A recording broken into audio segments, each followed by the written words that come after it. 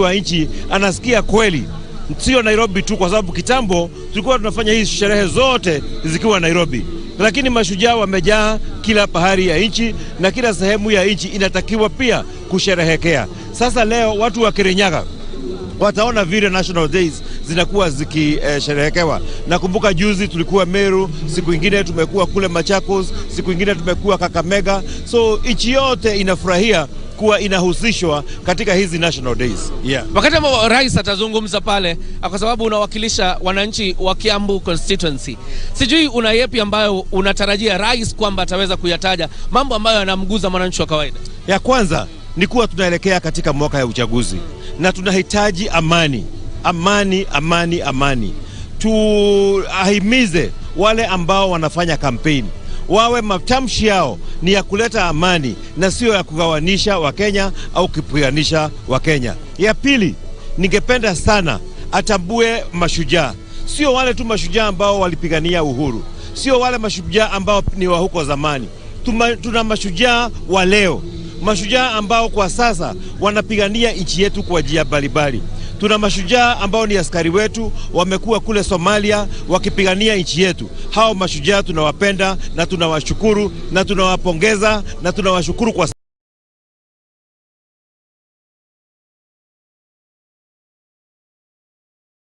na hao ni mashujaa wameweka maisha yao kwa laini ya hatari, kwa sababu ingekuwa rahisi sana wao pia kuambukizwa hiyo ugonjwa, lakini wamejitolea na wamefanya kazi mzuri. Na kusema kweli, katikati hapo hata wengine limetepetea wakati wa kutengeneza sheria ambazo ni za kuwasherehekea hawa mashujaa wetu, na unapata kwamba bunge linalaumiwa kwamba halijatengeneza sheria muhimu za kusherehekea mashujaa wetu ili kuhakikisha kwamba pia wao wananufaika. Nafikiri kuna sheria ambayo tayari imepitishwa ya kuangalia mambo ya mashujaa, lakini nakwambia mashujaa hatuwezi kuwasherehekea kwa kuweka sheria. Mashujaa tutawasherehekea kwa kuwatambua wao wenyewe na kutambua ile kazi ambao wamefanya, kwa sababu it is only by doing that ambapo tutatayarisha shujaa wa kesho. Na shujaa wa kesho ni yule utafanya kazi yake ya leo kwa kimaarufu. Nafikiri hapa tutaondoka kidogo tusije tukafungia jeshi. Tutarudi tu nyuma kidogo. Okay. So ile tukitambua mashujaa wa leo wa zamani, tutawatayarisha mashujaa wa leo ili waweze kufanya kazi yao. Sasa hawa wanapita pia ni mashujaa wetu na tunawapenda na wanafanya kazi ambao ni mzuri sana ya kulinda nchi yetu ili tukue tuna amani na tuweze kufanya kazi. Tunapomalizia mheshimiwa, sherehe hii ikiwa ya mwisho ya Rais Uhuru Kenyatta, sijui ikifanyika hapa nazo siasa za Mlima Kenya zinaendelea kuchacha, kutaendaje? Siasa za Mlima Kenya zinaendelea kuchacha, na ni kwa sababu Mlima Kenya ni kama shamba ambao iko na mimea ile mzuri, na hii mimea inatakikana na kila mtu, na hiyo siasa itaendelea kwa sababu watu wanataka kuja Mount Kenya watafute kula. Tunawauliza kitu moja, wakuje Mount Kenya kwa amani, wakuje Mount Kenya kwa heshima. Hatutaki watu wa kutuletea vitisho au watu wa kutupatia threats. Tunataka watu ambao wanakuja kuomba kura kwa amani na kutuambia tukiwapatia hizo kula nao watatufanyia kazi gani. Asante sana mheshimiwa wa Kiambu Joma. Tukizungumza naye kidogo, nina mwakilishi wa wanawake katika kaunti ya Murang'a, Bi Sabina Shege. Tuzungumze naye kidogo tu tusikie ni yapi anayo ya kusema. Mheshimiwa, karibu sana. Asante sana. Kwanza, sherehe za mashujaa kufanyika hapa katika eneo la Kirinyaga, sijui unajisikiaje kama kiongozi wa eneo la Mlima Kenya? Nimefurahi sana kwa sababu najua sherehe za hapo awali zilikuwa zinafanyika Nairobi, na tumeona huu ni mwelekeo mzuri ambapo sasa tunaona sherehe zikikuja mashinani. Zikija mashinani kuna maendeleo ambayo inafika hapa. Kuna watu hawajaifika Kirinyaga wamefika siku ya leo, na haswa Kirinyaga kwa sababu iko karibu na Mlima Kenya. Tunatarajia kwamba yale maneno ambayo itakuwa ni mashujaa mwisho wa mheshimiwa rais itawapatia watu wa mlima na pia Kenya mwelekeo. Kama tunaenda 2022 mwelekeo wetu utakuwa wapi? Yes. Najua unawakilisha wananchi wa kaunti ya Murang'a na kuna yale tu matatizo ambayo yanawakumba. Sijui unatarajia rais aseme vipi wakati atakaposimama particularly kudili na shida zile? Kwanza unajua, kama Murang'a sisi ni watu wa kilimo na kuna zile promises ambazo zimefanywa, na tunashukuru kwa sababu kama majani chai yanaanza kuangaliwa na kahawa, na kwa hivyo kama kuna zile barabara, ukija umeona kuna ile barabara kutoka kule Keno inafika Marwa. Kwa hivyo matarajio yetu ni kwamba hizi projects kabla rais atoke zitakuwa zimemalizika, na pia ile cushioning ya wakulima wetu, ili serikali ambayo itakuja iwe bado inaangalia matakwa na mahitaji ya watu wa mlima na watu wa Murang'a. Ndio unaona siku hizi tunasema yule ambaye atakuwa kiongozi lazima atuambie atatupanga aje, kwa sababu tunaweza kuwa kwenye serikali mwingine akuja aseme nyinyi nimewaacha. Kwa hivyo sisi tunataka mwenye atakuja aendeleze maendeleo ambayo mheshimiwa rais ameanza. Siasa za huku zinachacha, viongozi wanaonekana kuenda pande tofauti. Sijui ikifikia uchaguzi kama mtakuwa pamoja. Unajua uchaguzi lazima kutakuwa ule mwenye atachaguliwa na mwenye ambaye hatachaguliwa, lakini ningetaka kusema wananchi kwanza washikane. Sio vizuri watu wapigane kwa sababu ya siasa. Kiongozi atakuwa tu ni mmoja, sio wawili. Kwa hivyo hata watu wakifanya siasa wafanye siasa ambazo zina utu, siasa ambazo si za matusi, waache kupigana. Tunaweza kuwa tukubaliani ni nani mnataka kusupport, lakini watu wasipigane, kwa sababu baada ya kufanya uchaguzi watu wataishi hapa. Hakuna mtu anahama Kenya. Kwa hivyo watu waache kufanya siasa ni kama Kenya wanahama kesho. Yes. Asante sana Mama County wa Murang'a Sabina Shege, tukizungumza naye moja kwa moja kutoka uwanja wa Wanguru Stadium. I now want to hand you over to the formal ceremony. Of course, you can see the trooping of our military. That is to ensure this process now is beginning officially. The celebration of the Mashujaa Day. Keep watching KBC Channel 1.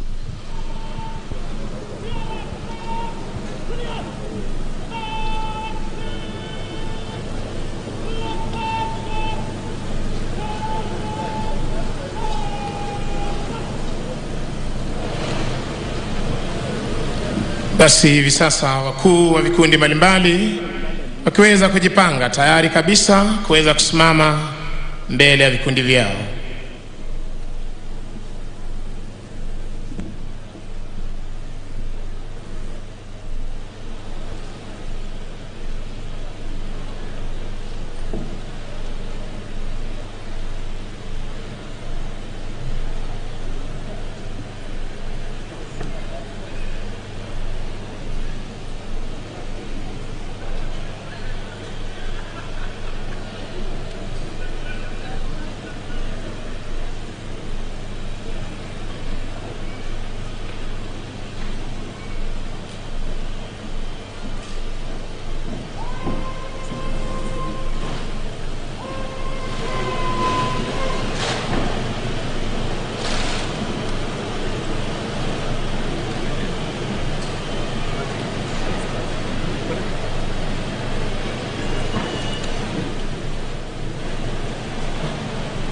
Basi baada ya kuhakikisha kwamba gwaride liko tayari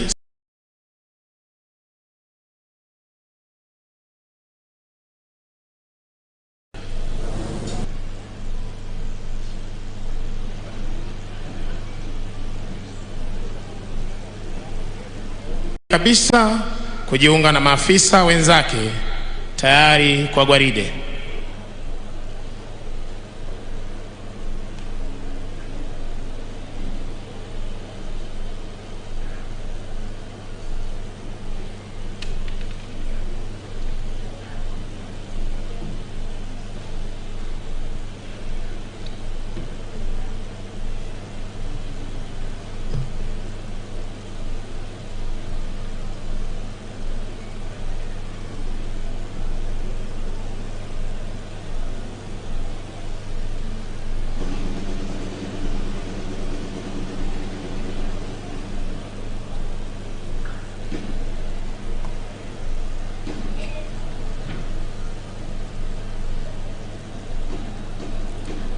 Basi kwa ishara ya ngoma ndogo hiyo, wakuu wa vikundi mbalimbali, kikundi cha kwanza, cha pili, cha tatu, cha nne pamoja na parade adjutant wanachukua nafasi zao ndani ya gwaride hii.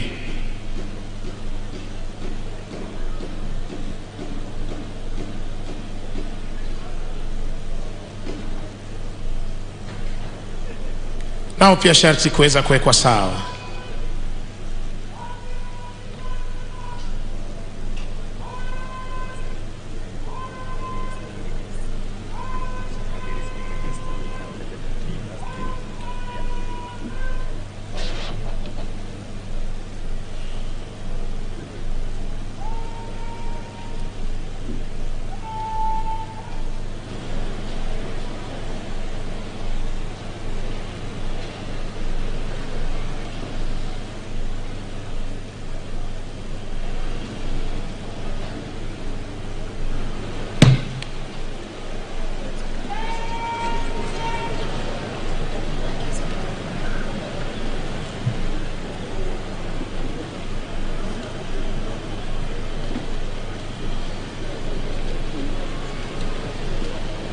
spika wa mabunge yote mawili, katibu wa wizara mbalimbali, waheshimiwa viongozi, wageni waalikwa, karibuni leo tarehe 20 mwezi huu wa Oktoba mwaka 2021 katika sherehe za mashujaa katika gatuzi hili nambari 20 ya magatuzi 47 ya taifa letu la Kenya.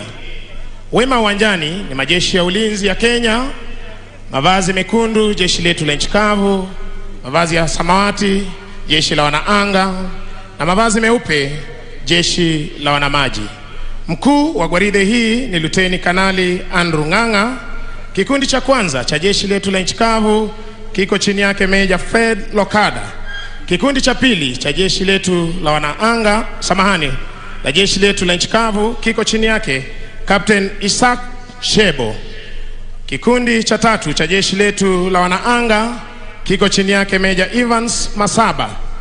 Kikundi cha 4 cha jeshi letu la wanamaji na cha mwisho kiko chini yake Meja Cliff Richard Apio. Parade Adjutant Captain Alex Kiprop Kipkogei. Parade RSM Warrant of Sawan Joseph Langas.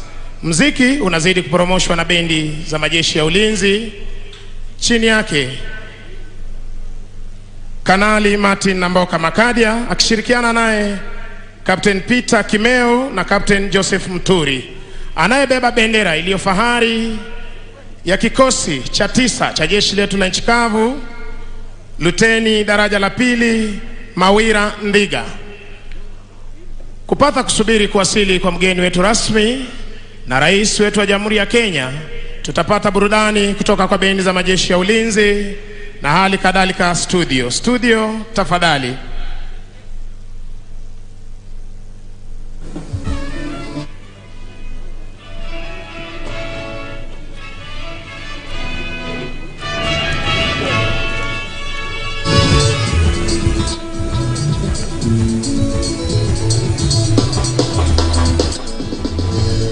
Ujifunadi mkubwa ujenzi wa taifa, kwani hicho kiini hasa kisababisha shujaa.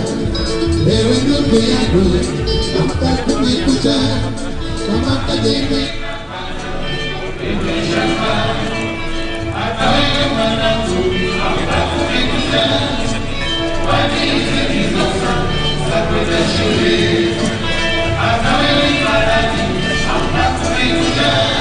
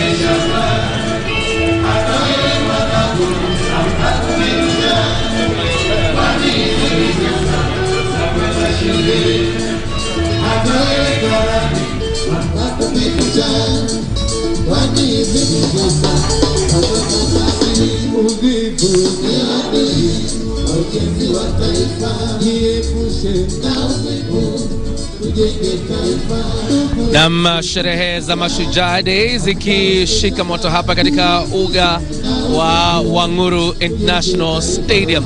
Na ni muhimu kwamba tusisitize matangazo haya yanapeperushwa moja kwa moja katika vituo vyetu vyote vya redio. Kwa hivyo vituo vyetu vyote vya redio vinapeperusha matangazo haya moja kwa moja pamoja na KBC Channel 1. Bila shaka mtazamaji, na wewe una fursa zaidi kuweza kutegea runinga yenye ushawishi mkubwa na redio ambazo iko katika shirika la utangazaji la KBC kufuatilia matukio haya, sherehe hii ya kimataifa, sherehe hii ya kitaifa, kusherekea wale ambao wamepigania ukombozi au walipigania ukombozi wa taifa hili. Na kama unavyotazama mtazamaji, mambo yako shwari, mambo yako kemkem, maandalizi yamekamilika na baadhi tu ya viongozi wameshawasili tayari kuhakikisha kwamba sherehe hii inafana zaidi. Sherehe hii inafanyika hapa katika Wanguru Stadium, kaunti ya Kirinyaga, na kama unavyoona uwanja, majeshi yetu, majeshi ya nchi kavu, majeshi ya hewa na majeshi ya maji wako tayari. Guard of honor for the commander in chief, Rais wa Jamhuri ya Kenya Uhuru Kenyatta, ambaye anatarajiwa kufika hapa wakati wowote kutoka sasa. Lakini kabla rais kufika, atatanguliwa na naibu wake William Ruto, na baada ya naibu William Ruto kufika, ni kwamba pia kutakuwa na rais wa nchi ya Malawi Lazarus Chakwera na mkewe, ambao ni wageni mashuhuri na wageni wa Rais Uhuru Kenyatta. Halafu tena Rais Kenyatta ataweza kuwasili, na kisha maadhimisho haya ya Mashujaa Day yataanza rasmi. Kwa hivi sasa majeshi wanajipanga ili kuangika guard of honor. Bila shaka, na unavyozungumzia mwenzangu Kioria kuhusiana na jeshi la nchi kavu, jeshi la wanahewa na jeshi la wanamaji, mtazamaji, ni bayana uweze kufahamu kwamba sherehe hii huwa ufana zaidi wakati ambapo tunakuwa na majeshi kama haya ambao bila shaka ndio wanaipamba sherehe hii, kuhakikisha kwamba baadhi tu ya wale ambao wanatizama hata kutoka nchi za ugaibuni wanafahamu fika kwamba Kenya ina majeshi ya hali ya juu, kiwango cha juu, wako testi zaidi kulinda mipaka yetu. Kumbuka kwamba jukumu lao zaidi ni kuhakikisha kwamba Kenya salama, na kiongozi wa taifa Rais Uhuru Kenyatta, ambaye ndiye amiri jeshi mkuu wa majeshi yote humu nchini, yeye ndiye atakuwa anakagua gwaride la heshima, mtazamaji, katika sherehe hii muhimu zaidi. Na kama alivyodokeza mwenzangu JJ Kioria, ni kwamba rais wa Malawi Lazarus Chakwera ndiye mgeni wa heshima katika maadhimisho haya muhimu zaidi, na tunataraji kwamba siasa itakuwa inarindimwa hapa. Baadhi ya viongozi ambao wamefika hapa, naibu rais William Ruto vile vile tunataraji kwamba atakuwa hapa. Tayari maspika wawili katika bunge la Seneti, Kenneth Makelo Lusaka, kwenye bunge la kitaifa Justin Muturi vile vile wako hapa. Na kama unavyotizama mtazamaji, kuna gari ambalo limeingia kwa sasa, nataraji kwamba ni naibu wa rais William Ruto. Mwenzangu Kioria, naibu rais William Ruto anawasili katika uwanja wa Wanguru Stadium, na hivi basi ni kuashiria kwamba Rais Uhuru Kenyatta yuko karibu kufika. Nimemwona kiongozi wa chama cha ODM Raila Odinga, vile vile nimemwona kiongozi wa chama cha ANC Musalia Mudavadi, vile vile mawaziri kadhaa katika baraza la mawaziri la Rais Uhuru Kenyatta. Na basi naibu wa rais kufika ni kuashiria kwamba maadhimisho haya yataanza muda mfupi ujao. Manake tu naibu wa rais akisha wasalimu wale ambao wako kwenye jukwaa, wakiwepo mawaziri, viongozi wa usalama, na pia viongozi mbalimbali wa nchi, atarudi hapa chini tena ili kuweza kumpokea rais wa Malawi Lazarus Chakwera. Ndio huyo akisalimia na spika wa bunge Justin Muturi, spika Ken Lusaka, na kisha tatulia kidogo, na huyo akisalimia na viongozi wengine. Naibu wa rais William Ruto kisha baadaye atarudi hapa chini ili kumpokea kiongozi na rais wa nchi ya Malawi Lazarus Chakwera. Bila shaka na kama alivyodokeza mwenzangu Kiora, vile vile kuna kiongozi wa chama cha Ford Kenya Moses Masika Wetangula vile vile ameweza kufika katika sherehe hii kuhakikisha kwamba anaadhimisha miaka 20 sherehe hizi muhimu zaidi. Na naona vile vile rais naibu wa rais anasalimiana na kiongozi wa chama cha ODM Raila Odinga, na vile vile baadhi tu ya viongozi ambao wameweza kuhudhuria akiwemo Gideon Moi ambaye ni kiongozi wa chama cha KANU, na vile vile baadhi tu viongozi akiwemo Mwangi wa Iria gavana wa gatuzi la Murang'a, na vile vile nimetizama kuna mke wa rais Rachel Ruto vile vile yuko hapa mtazamaji, na kwa hivyo tuko hapa tisti kuhakikisha kwamba uhondo kamili unaupata. Na namuona gavana wa gatuzi hili la Kirinyaga Ann Waiguru akiendelea kunengua viungo akisalimiana pamoja na mke wa Rais William Ruto, na vile vile nimeona gavana wa gatuzi la Mombasa Ali Hassan Joho vile vile yuko hapa. Ni viongozi wakuu serikalini, magatuzi tofauti yakiweza kuwakilishwa katika sherehe hii muhimu mtazamaji, na naibu wa rais anaendelea tu kuwasalimu baadhi ya viongozi. Naona karibu sana na Ann Mumbi Waiguru ambaye ni gavana ambaye ndiye ameweza kuandaa sherehe hizi za mashujaa. Wako watatu pamoja na mke wa rais Rachel Ruto. Naibu wa rais anatafuta mahali ambapo ametengewa kiti chake. Kumbuka kwamba kwa kawaida yeye uketi karibu na kiongozi wa taifa Rais Uhuru Kenyatta, sherehe hii muhimu zaidi katika taifa hili. Kwa kawaida naibu wa rais kama nilivyokuambia ni kwamba akishamaliza kuamkua hao viongozi wote ambao wamekaa kwenye jukwaa atarudi hapa chini ili kuweza kumpokea rais wa Jamhuri ya Malawi Lazarus Chakwera, na hivyo ndio amefanya.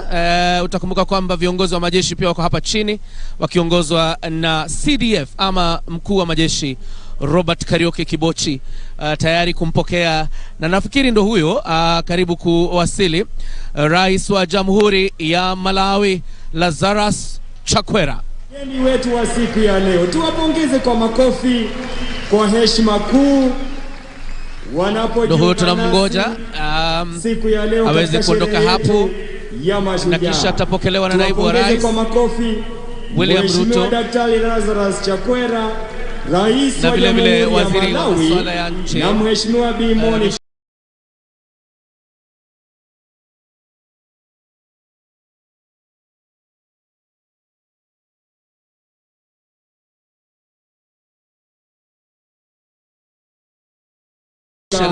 Chakwera. Tuwapongeze kwa makofi wanapoingia jukwani, wanapokelewa na Mheshimiwa Naibu wa Rais. Karibuni.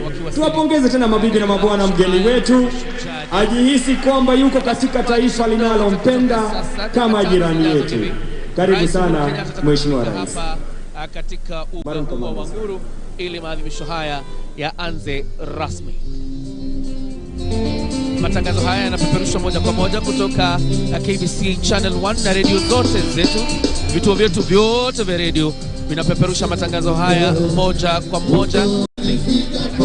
Kudokeza Kiora mbashara ukipenda Kenya, na kwa hivyo hauna sababu yoyote kukosa kutegea runinga hii yenye ushawishi mkubwa wa KBC Channel 1. Na vile vile mtazamaji, naona tu baadhi ya viongozi wanaendelea kuwasili hapa katika uga wa Uhuru kuhakikisha kwamba sherehe hii inakuwa ni ya kufana zaidi. Na bila shaka kama alivyodokeza mwenzangu Kiora, kilele cha sherehe hizi ni hotuba ya kiongozi wa taifa Rais Uhuru Kenyatta. Tunataraji kwamba masuala mengi atayaangazia kiongozi wa taifa, ikiwemo masuala hili la usajili wa wapiga kura, zoezi ambalo linaendelea kwa sasa linaloendeshwa na Tume Huru ya Uchaguzi na Mipaka nchini IEBC, kwa kwamba zoezi hilo litakuwa linatamatika Novemba tarehe 2, na baadhi tu ya viongozi wakionyesha kutoridhishwa na idadi ya watu ambao wanajitokeza. Tunataraji kwamba vile vile siasa za mwaka 2022 zitachipuza au zitaweza kujitokeza waziwazi mtazamaji katika sherehe hizi. Ni muhimu vile vile uweze kufahamu kwamba hii ni sherehe ya mwisho au maadhimisho ya mwisho ya Rais Uhuru Kenyatta chini ya uongozi wake akiwa rais. Kumbuka kwamba pindi tu alipochukua hatamu za uongozi amekuwa akihakikisha kwamba sherehe hizi zinaenda mashinani, angalau wakaaji kutoka tabaka mbalimbali waweze kuwa na fursa ya kutagusana na viongozi wakuu serikalini. Awali sherehe hizi zimekuwa zikifanyika katika jiji la Nairobi, iwe katika bustani ya Uhuru au pengine katika uga wa Nyayo, lakini kiongozi wa taifa akahakikisha kwamba ugatuzi unakwenda mashinani, watu waweze kupata fursa ya kuweza kuandaa sherehe hizi. Na kama alivyodokeza mwenzangu Kiori, maadhimisho haya yanafanyika katika gatuzi la Kirinyaga, na gatuzi la Kirinyaga yenyewe imepambwa na kupambika, hasa uwanja huu wa kimataifa wa Wanguru, na tumeona kwamba muundo msingi umeweza kuimarishwa na biashara kunoga, na hivyo basi kuwapa fursa wakaaji katika gatuzi hili kunufaika na sherehe kama hizi. Mwenzangu Kiori. Bwana Kipnusu, unaona wana Maroon Commandos bila wanaendelea kucharaza ngoma. Sisi kama kikundi kiundwa kumezaliwa, lakini kikundi ambacho kimekaa miaka, kwa sababu ni kikundi ambacho kiliundwa na jeshi la Kenya, Maroon Commandos, na nyimbo tamu tamu tunapomgoja Rais Uhuru Kenyatta. Mashujaa nao wamekaa vizuri pale wakingoja rais afike na kutoa hotuba yake. Na vile vile Kipnusu, kuna wale ambao pia watakuwa wanatuzwa leo na wamekaa ange wakingoja sherehe hiyo itakapo timia, kwamba watakuwa wanatuzwa tuzo Head of State Commendation. Unajua kwamba Rais Uhuru Kenyatta amekuwa akitoa tuzo hizi kila wakati ambapo kuna sherehe ya kimataifa. Kule ugani wanajeshi wetu wako chonjo, wako gangari, wako tayari kuangika Guard of Honor ili kusherehekea Rais Uhuru Kenyatta ambaye ni Commander in Chief ama amiri jeshi mkuu wa majeshi yote ya ulinzi.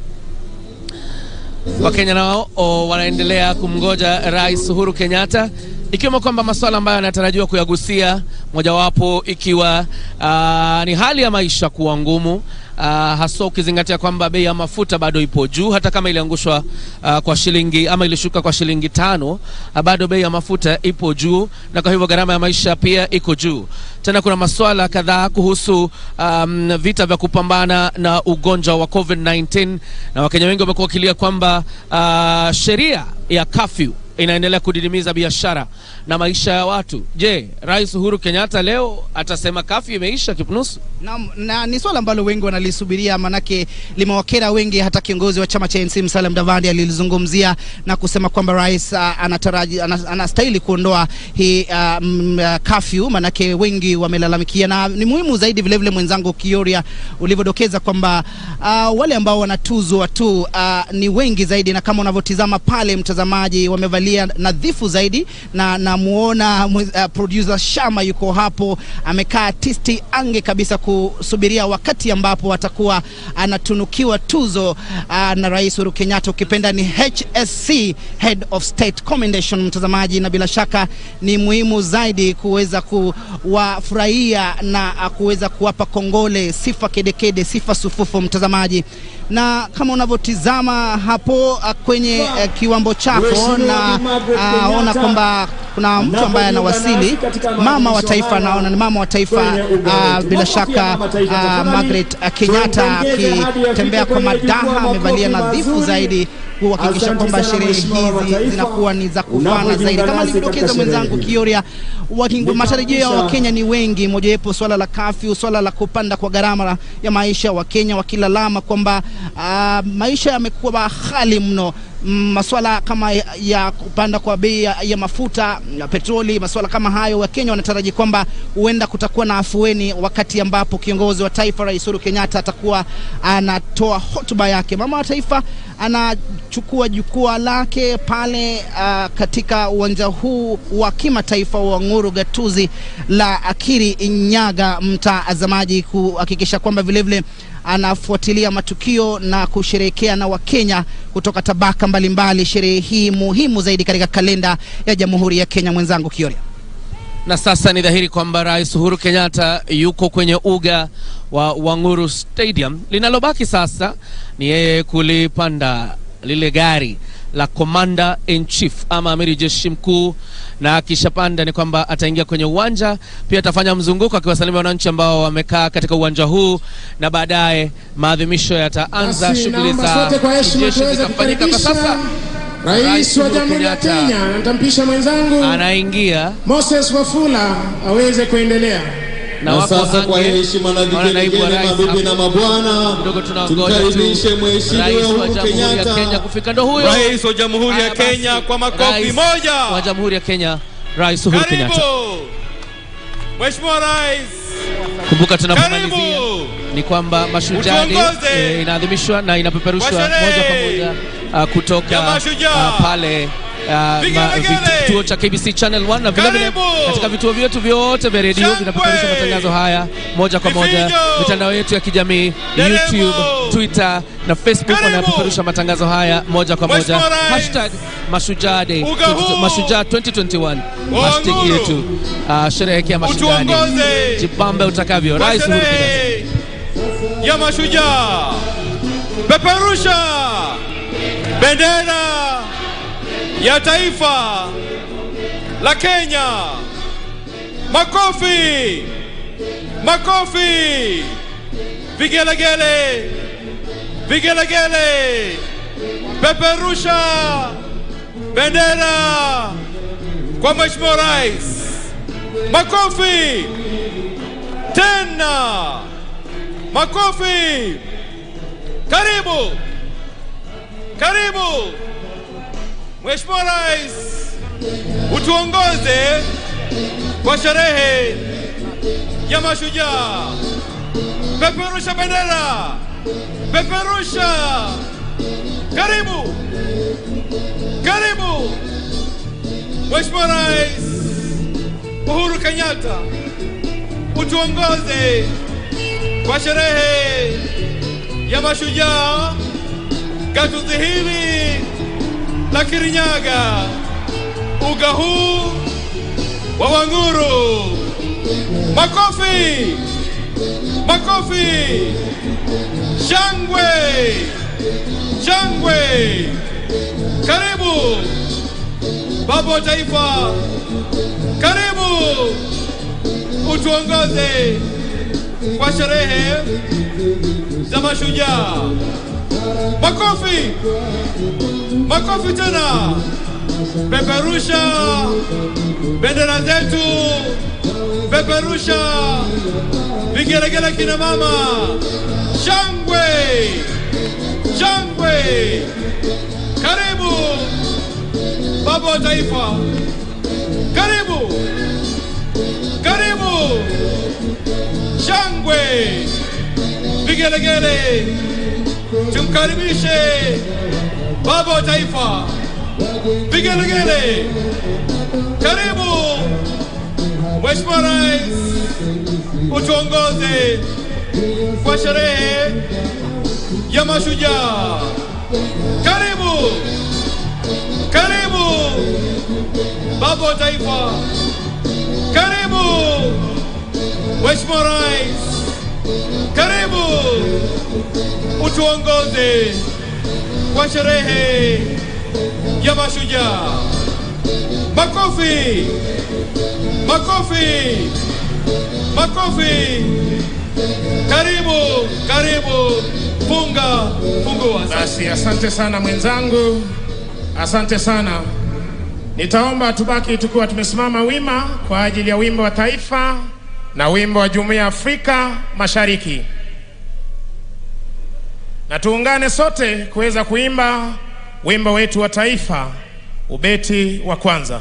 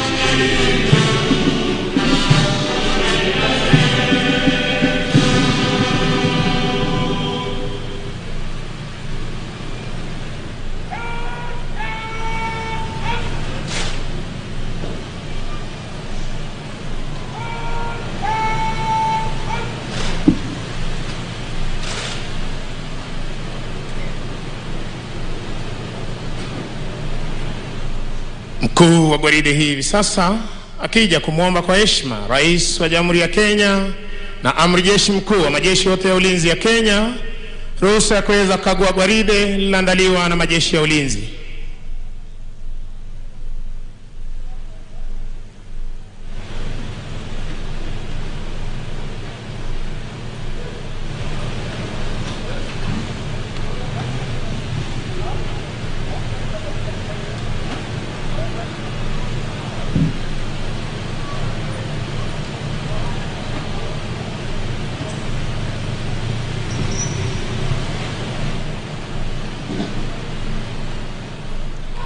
Asanteni, kwa heshima tunaweza kuketi tafadhali. Anayemsindikiza Rais wa Jamhuri ya Kenya ni Mkuu wa majeshi ya ulinzi Jenerali Robert Kibochi.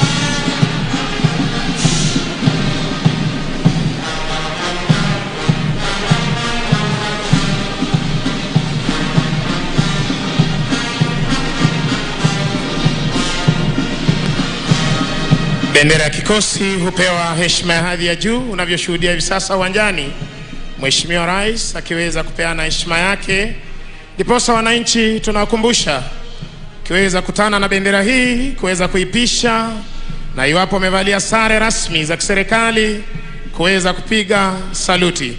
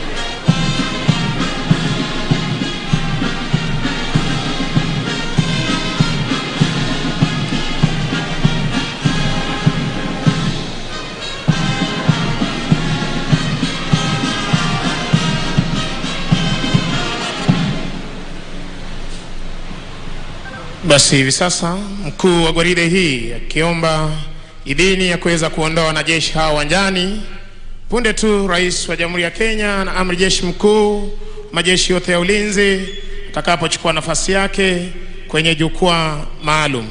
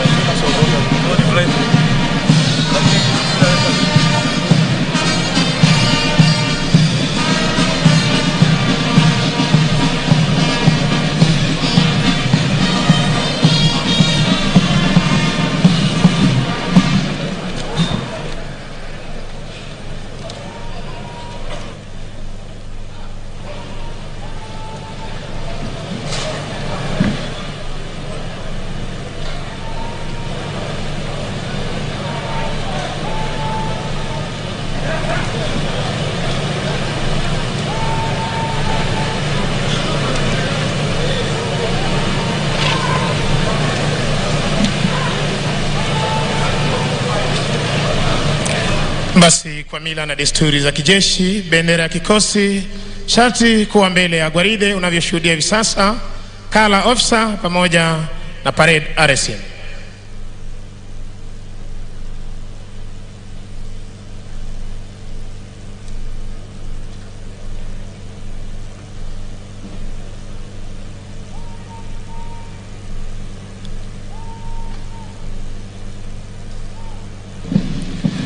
Mheshimiwa Rais, kwa amri hiyo, to your duties by the left quick march.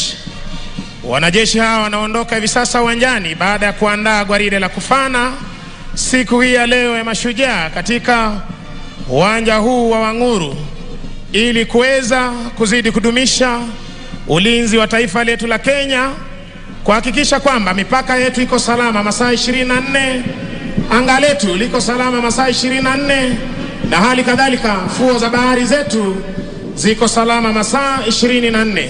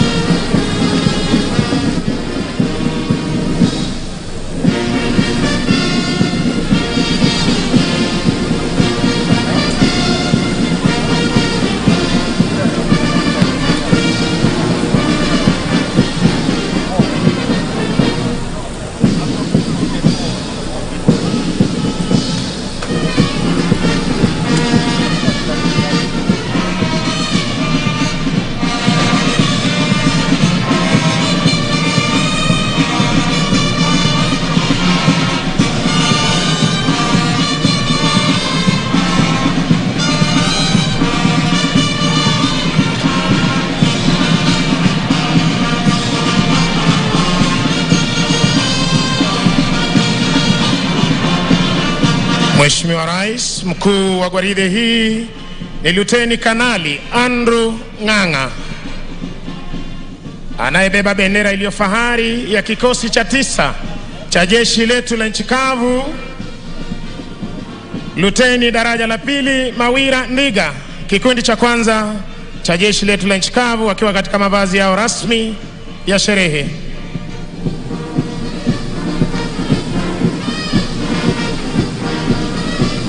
Kikundi cha 2, Mheshimiwa Rais, cha jeshi letu la nchi kavu, wakiwa katika mavazi yao rasmi ya sherehe.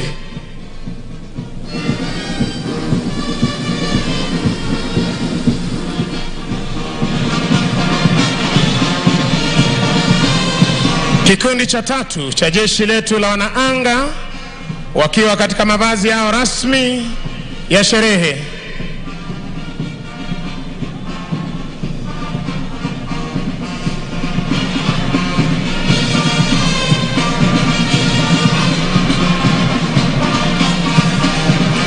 Kikundi cha 4, Mheshimiwa Rais, cha jeshi letu la wanamaji, wakiwa katika mavazi yao rasmi ya sherehe. Parade Adjutant Captain Alex Kiprop Kipkogei.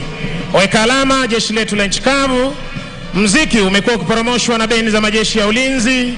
Chini yake Kanali Martin Namboka Makadia, Senior Drum Major Warrant Officer 1 Lucas Okoth, akishirikiana naye Warrant Officer 2 Ben Murray, Sergeant Mwai Gatama na Sergeant Hassan Mohamed, wakiondoka hivi sasa uwanjani baada ya kutuletea muziki uliopangwa ukapangika siku hii ya leo katika sherehe hizi za mashujaa, gatuzi likiwa gatuzi nambari 20, moja hapa ya magatuzi 47 ya jeshi letu, taifa letu la Kenya.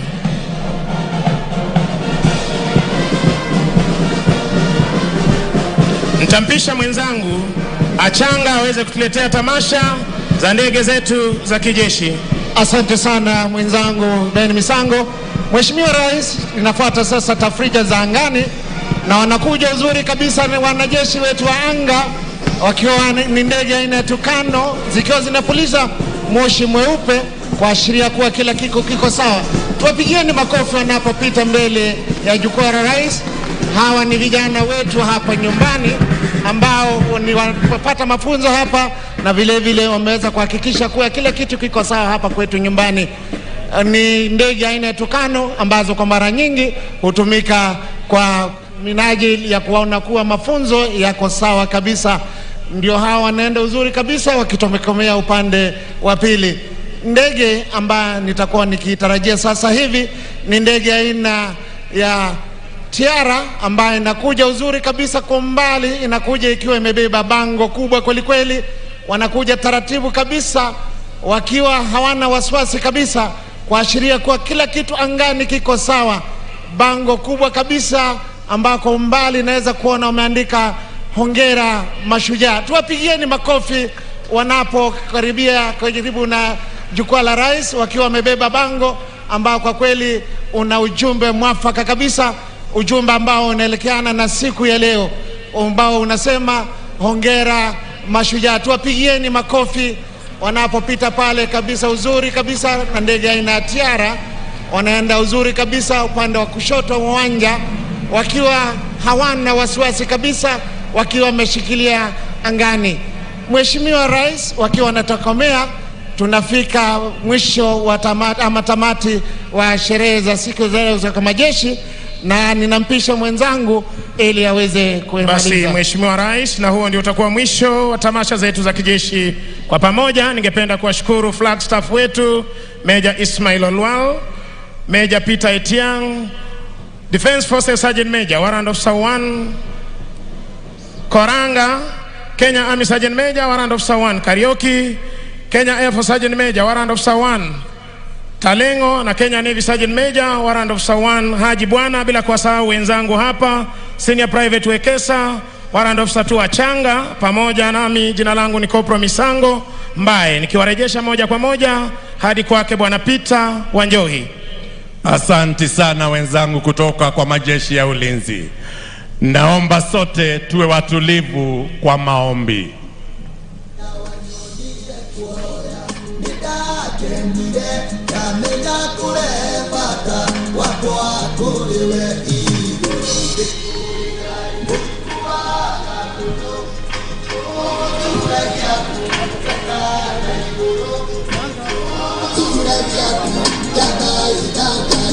Tutaongozwa kwa maombi ya kimila na mzee Njeru Rubeni akiwa pamoja na wazee wa baraza la wazee wa Agikuyu na wazee wa Kiama kutoka kaunti ya Kirinyaga. Dai dada ya gaidai, dai dada ya gaidai, dai dada ya gaidai, dai dada ya gaidai, dai dada ya gaidai, dai dada ya gaidai. Gaiwa Kirinyaga, wewe tuongerere matuko tugakorwo muoyo muthenya uyu wa Mashujaa Day. Rathima muthaki wa bururi uyu Uhuru Muigai wa Kenyatta na thirikari yake na aria mothe mabeto wathani bururi uyu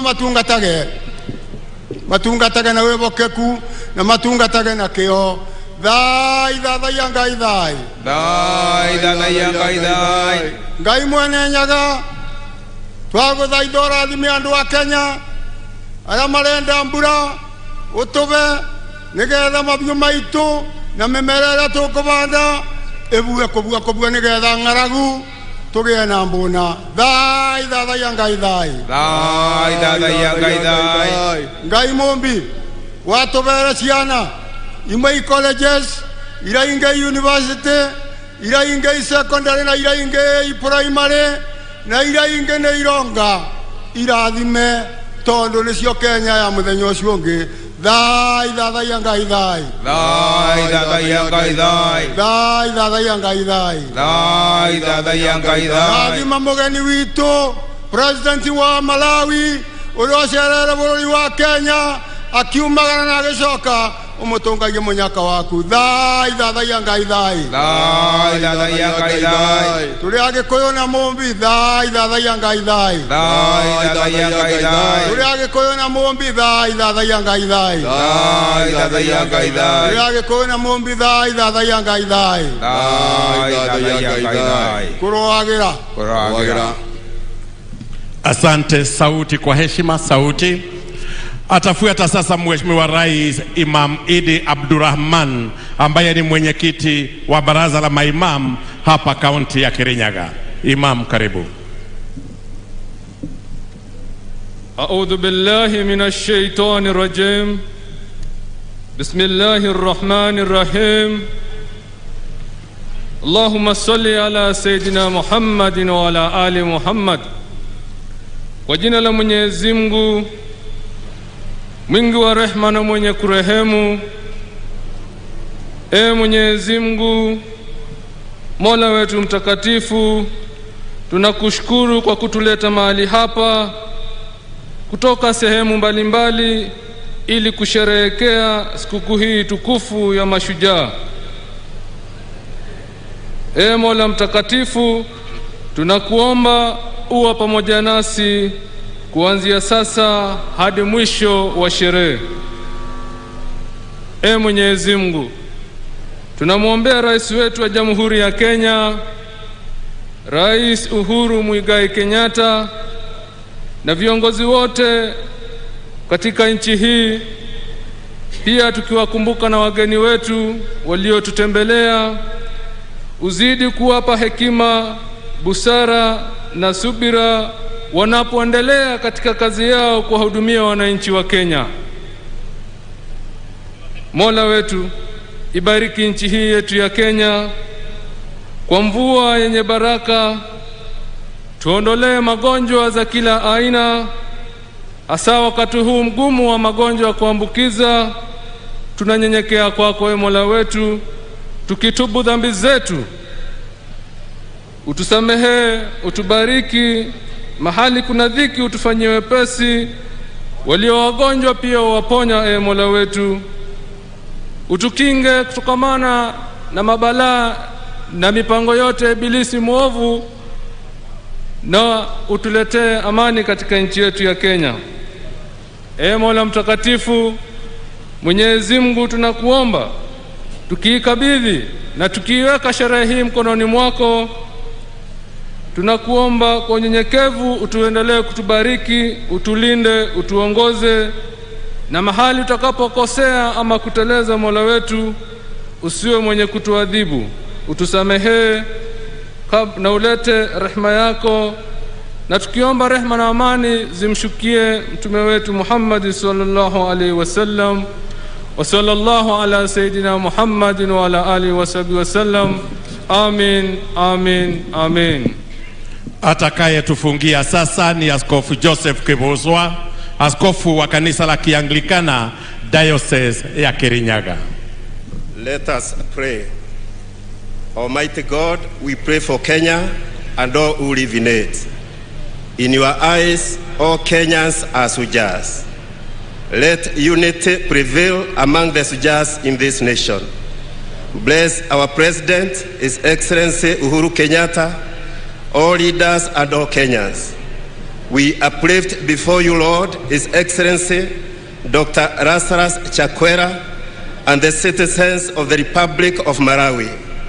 Anoint us, O Lord, that we can be advocates of peace and love. Let the works of the evil planners of terrorism come to nothing. May satanic schemes against our president and the Kenyans be defeated in Jesus' name. May our transport system be safe. Bless this nation so that all may have access to affordable health care, including vaccines for coronavirus. God, may you restore our economy. Broken souls, drug addicts, broken families and communities. Deliver us from enslaving cycles of poverty, exploitation, gender violence and destruction of nature. Mwathani we uturaga tene na tene. Twina ngatho ni tondu wa gutube muthenya uyu tukunguire guku Kirinyaga. Tukuboya ati ageni itu ni mekwamukira irathimo ciothe cia kaunti ino itu ya Kirinyaga. Tukuboya ati irathimo cia muthenya wa muthi ni ikunyururuka Kirinyaga ta njui iria nene cia kaunti ino itu.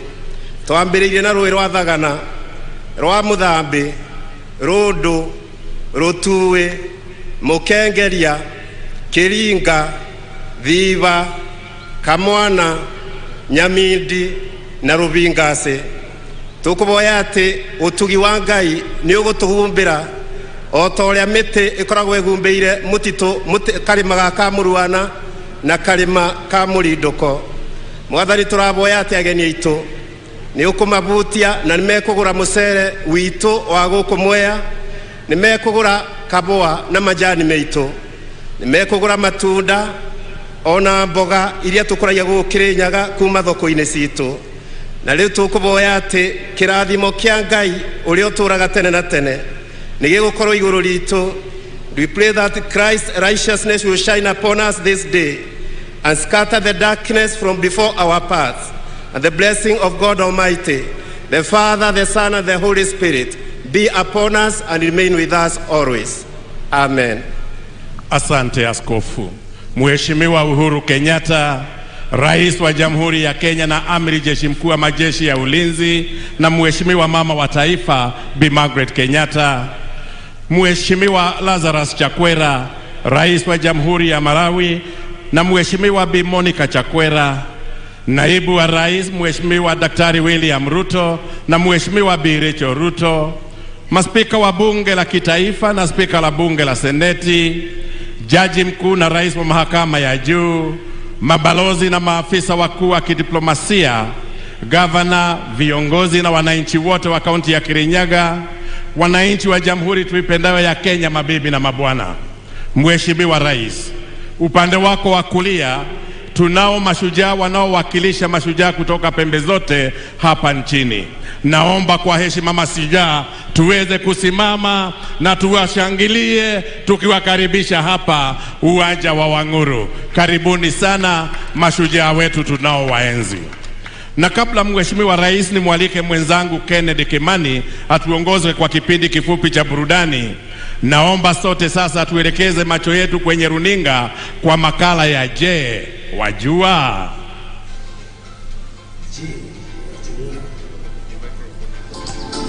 Wajua kuwa Rais Uhuru Kenyatta ametilia maanani suala la kuwapa wananchi vyeti vya kumiliki ardhi. Tangu tunyanyakuliwa uhuru hadi mwaka wa 2013 ni hati milioni 5.6 za kumiliki ardhi zilizokuwa zimetolewa kwa wananchi. Lakini katika miaka 9 ambayo Rais Uhuru Kenyatta amekuwa uongozini, jumla ya hati milioni 5.3 zimetolewa kwa wananchi. Serikali pia sasa imeanzisha mfumo wa kidijitali katika masuala ya ardhi almaarufu ardhi sasa, na hivyo basi kurahisisha utoaji huduma kwa wananchi. Juhudi hizi za Rais Kenyatta zinanuia kuhakikisha wananchi wanachangia vilivyo katika ujenzi wa taifa bila wasiwasi ya kupoteza mashamba yao. Je, wajua kuwa mradi wa Mwea Irrigation Scheme unazalisha 70% ya mchele nchini Kenya? Mradi huu unazalisha mchele aina ya basmati almaarufu aromatic pishori metric tani 1114 kila mwaka, ulio na thamani ya shilingi bilioni 9.6. Mradi wa Mwea ni ekari 25,000 na umeunda nafasi nyingi za kazi, kwani takriban wakulima 11,000 wanajishughulisha na kilimo hapa.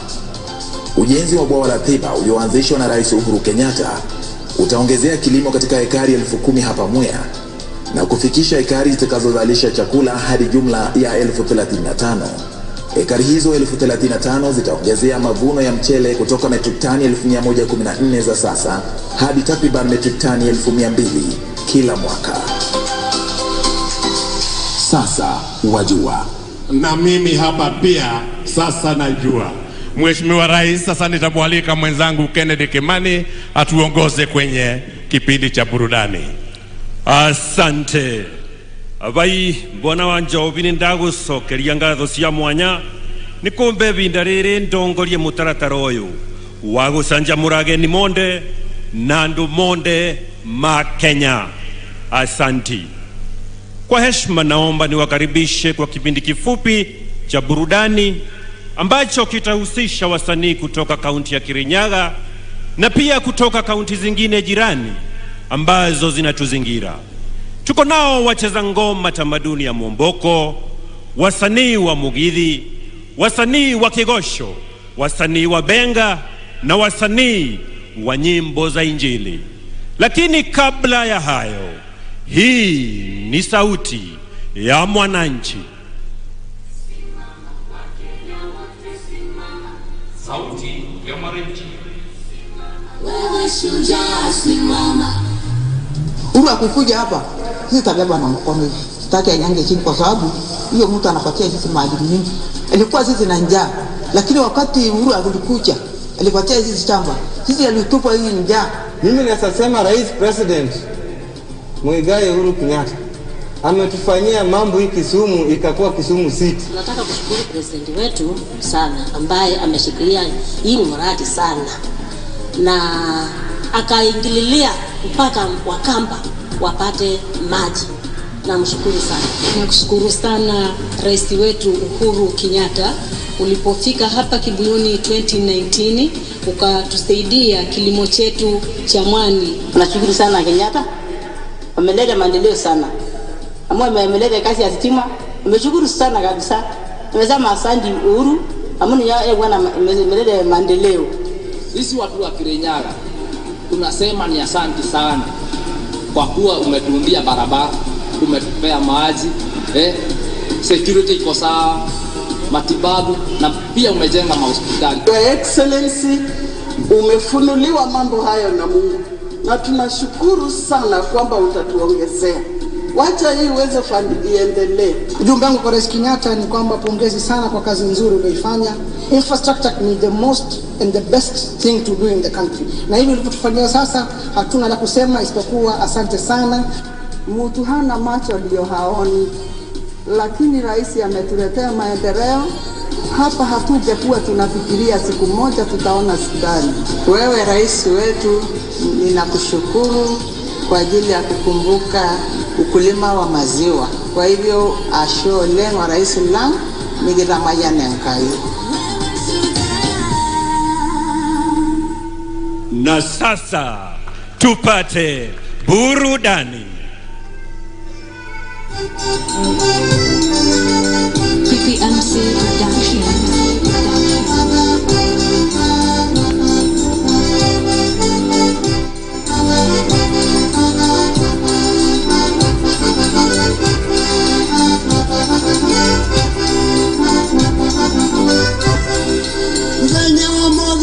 Kuguhera njamba kitochaita iria ciarwaire weari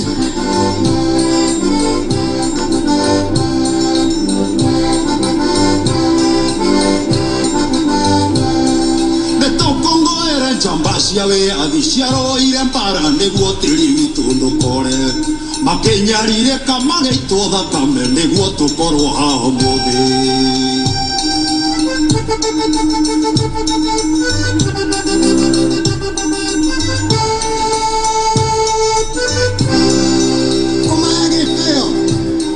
Nituikaranagie na thayo nondu maruaga niguo tuikarage na thayo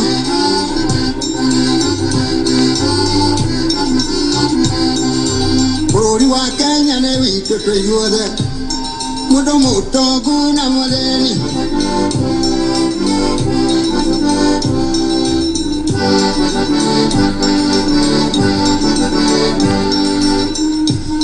tukuria na tukanyua tukireithagia mahiũ maitũ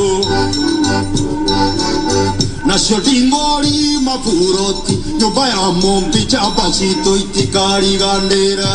Harambĩ harambĩ harambĩ kũi harambĩ okire na Jomo Kenyatta.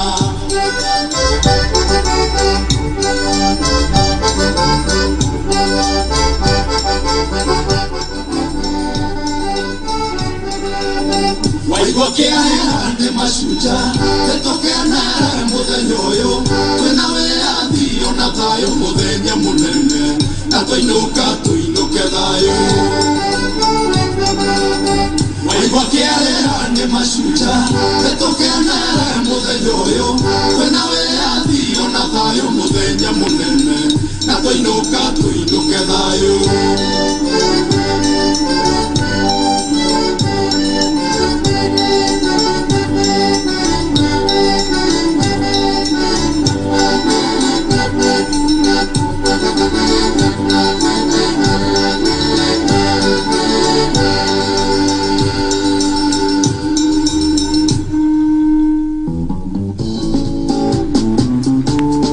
PPMC Productions. Kenya bũrũri witũ mwega mũthaka ũtonga witũ ndũngĩhithĩka nĩ maithe maitũ merutĩire ũkĩoneka nĩ njamba citũ cierutĩire ũkĩoneka. Mũtongoria witũ nĩ kĩonereria atĩ ithuothe nĩ tũiganaine, atumia na athuri nĩ tũiganaine, ithuothe twĩna thũmbĩ ya Mashujaa. Wewe shujaa, Mimi shujaa, nĩ tũnyitane hamwe tũthiĩ na mbere. wewe njamba, Niĩ ndĩ njamba, tushikane pamoja tusonge mbele. thank you mũno mandagĩtarĩ aitũ nĩ kwĩrutĩra ngoro na mwĩrĩ makĩria hĩndĩ ĩno ya korona kwĩ njamba citũ mũrathimwo. Akenya nĩ tũrutaga wĩra na kĩyo arĩmi ateng'eri ona ithiainĩ mandagĩtarĩ mwarũri mũbira inyuone nĩ tũmũtambũrĩte mwĩ njamba. Wewe shujaa, Mimi shujaa, nĩ tũnyitane hamwe tũthiĩ na mbere. wewe njamba, Niĩ ndĩ njamba, tushikane pamoja tusonge mbele. Nĩtũhĩmbĩrĩtie ũrũmwe witũ, nĩ twendaine na twĩna thayũ. Kabira ciothe Kenya twĩ kĩndũ kĩmwe, nĩ tũtũũria ũrũmwe ũcio ta Mashujaa. inyuĩ mũgitagĩra bũrũri witũ kaingĩ mũikagia mĩoyo yanyu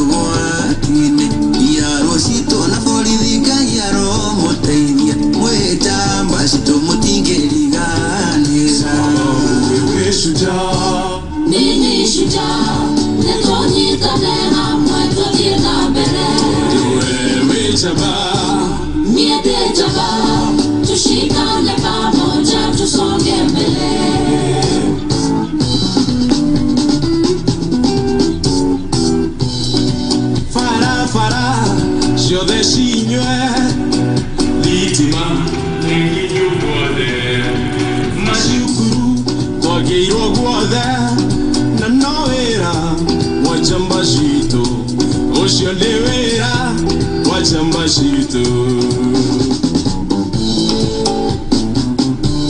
Ajenda iria njano irathi na mbere, mathibitarĩ gwakwa nginya icagi-inĩ, polio kĩibanda mawĩra makoneka, njamba citũ nĩ bau tũthiĩ na mbere, nĩ gĩakũu ithuothe nĩ tũkenete biũ. Uhuru Kenyatta mwĩna tongoria othe, Ngai amũrathimage na mũgitĩre, nĩ wĩra mwega mũrutĩire bũrũri, na mũmenyage inyuothe mwĩ mashujaa. Sababu wewe shujaa, mimi shujaa, nitonyikane hamwe tuthiĩ na mbere. Wewe jabaa, niende jabaa, tushikane pamoja tusonge mbele. sababu wewe shujaa, mimi shujaa, tushikane pamoja tusonge mbele.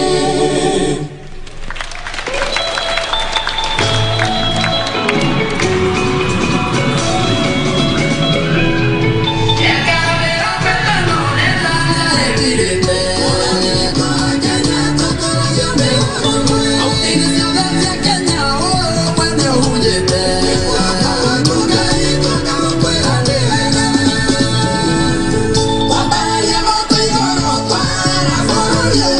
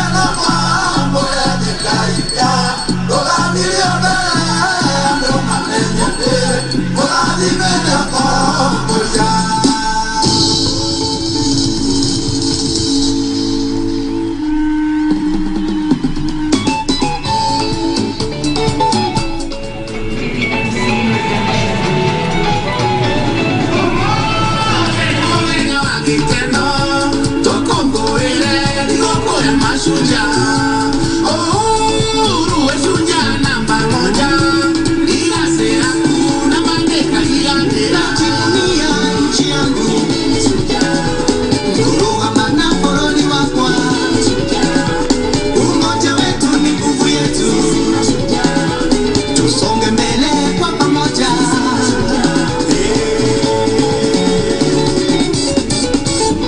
Raisi wetu Uhuru amejamba, nikionde na ikenonge na roro, serikali ya kuwero leturute, wena metogotire utarona.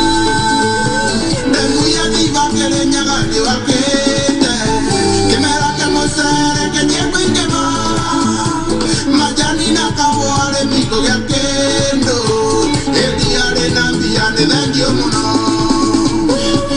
Nĩtũcokeria Ngai ngatho ciakwa cia mwanya nĩgũtũhe mũtongoria mwega wĩna nyingĩ, nĩtũhunjĩirie wendani, ũrũmwe na thayũ, na nĩkĩo tũragũkũngũĩra we shujaa. Najivunia nchi yangu, nguruwa manaforoni wakwa, umoja wetu ni nguvu yetu, tusonge mbele kwa pamoja.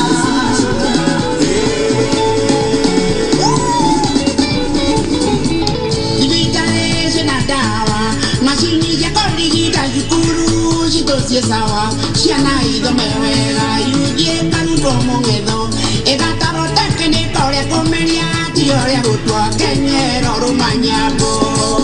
Gĩkũyũ kĩugire atĩ ĩgana mwereria yakua, Uhuru wa Kenyatta tũgũkũgana ũrĩo gĩtĩ-inĩ, bũrũri wothe gũtirĩ handũ ũtetĩte kaũndũ, mbeca cia bũrũri-inĩ cikũrũkĩte macinani. Najivunia nchi yangu, nguruwa manaforoni wakwa, umoja wetu ni nguvu yetu, tusonge mbele kwa pamoja.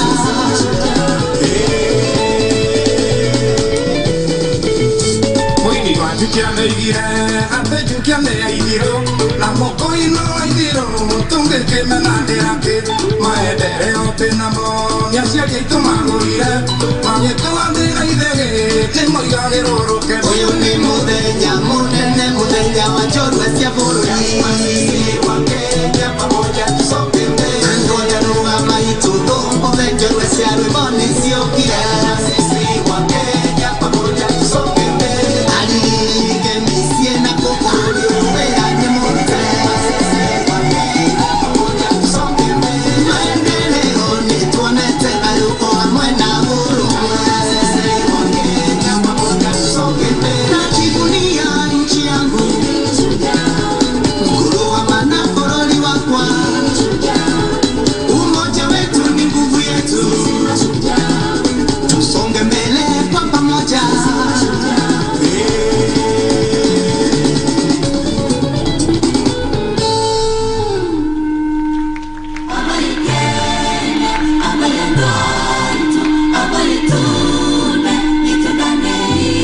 PPMC Production. Kenya yangu, jukumu la mimi ni shujaa, mimi mzalendo, nchi yangu, jukumu langu, mimi ni shujaa, mimi mzalendo. Jukumu langu, mimi mzalendo, napenda Kenya.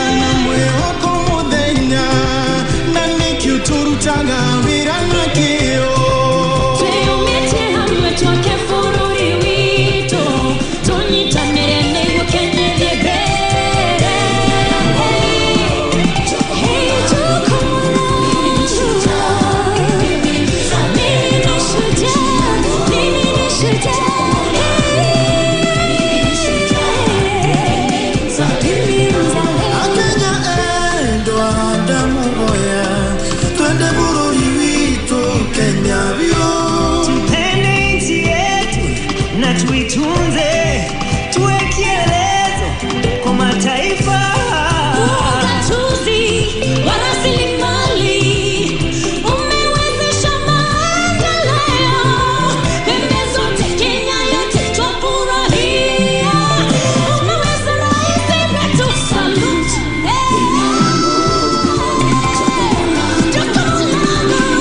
Mimi ni shujaa.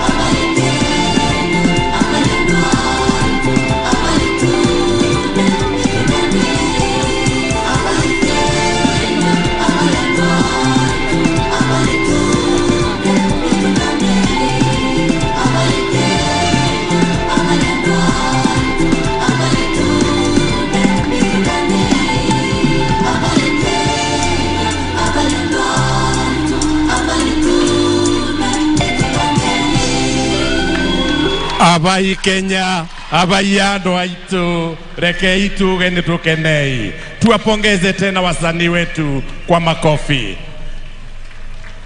Kwa heshima Mheshimiwa Rais, naomba sasa uniruhusu nimwalike gavana wa kaunti ya Kirinyaga, Mheshimiwa Anne Waiguru, atukaribishe kirasmi na kwa kifupi, halafu amwalike Mheshimiwa naibu wa Rais. Gavana.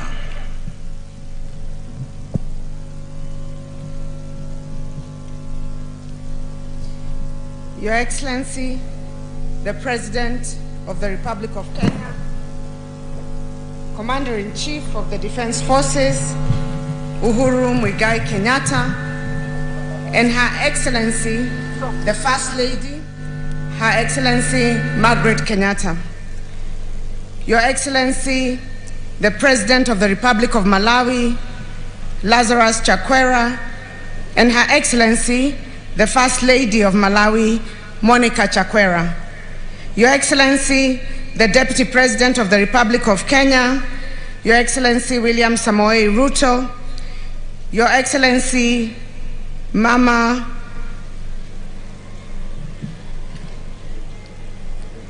Rachel Ruto, the Right Honorable former Prime Minister Raila Amolo Odinga, fellow governors present here today, honorable cabinet secretaries present, Your Excellency, ambassadors and high commissioners, honorable senators, members of parliament and county assemblies, wananchi wenzangu, mabibi na mabwana, hamjambo.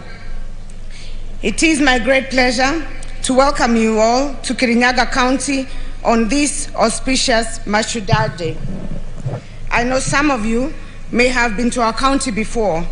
Some are visiting us for the very first time. I'm also told that some came just to see what it is about this small county that makes headlines so often. Whichever the case may be, I'm sure by now you have experienced the warmth and love of Kirinyaga people.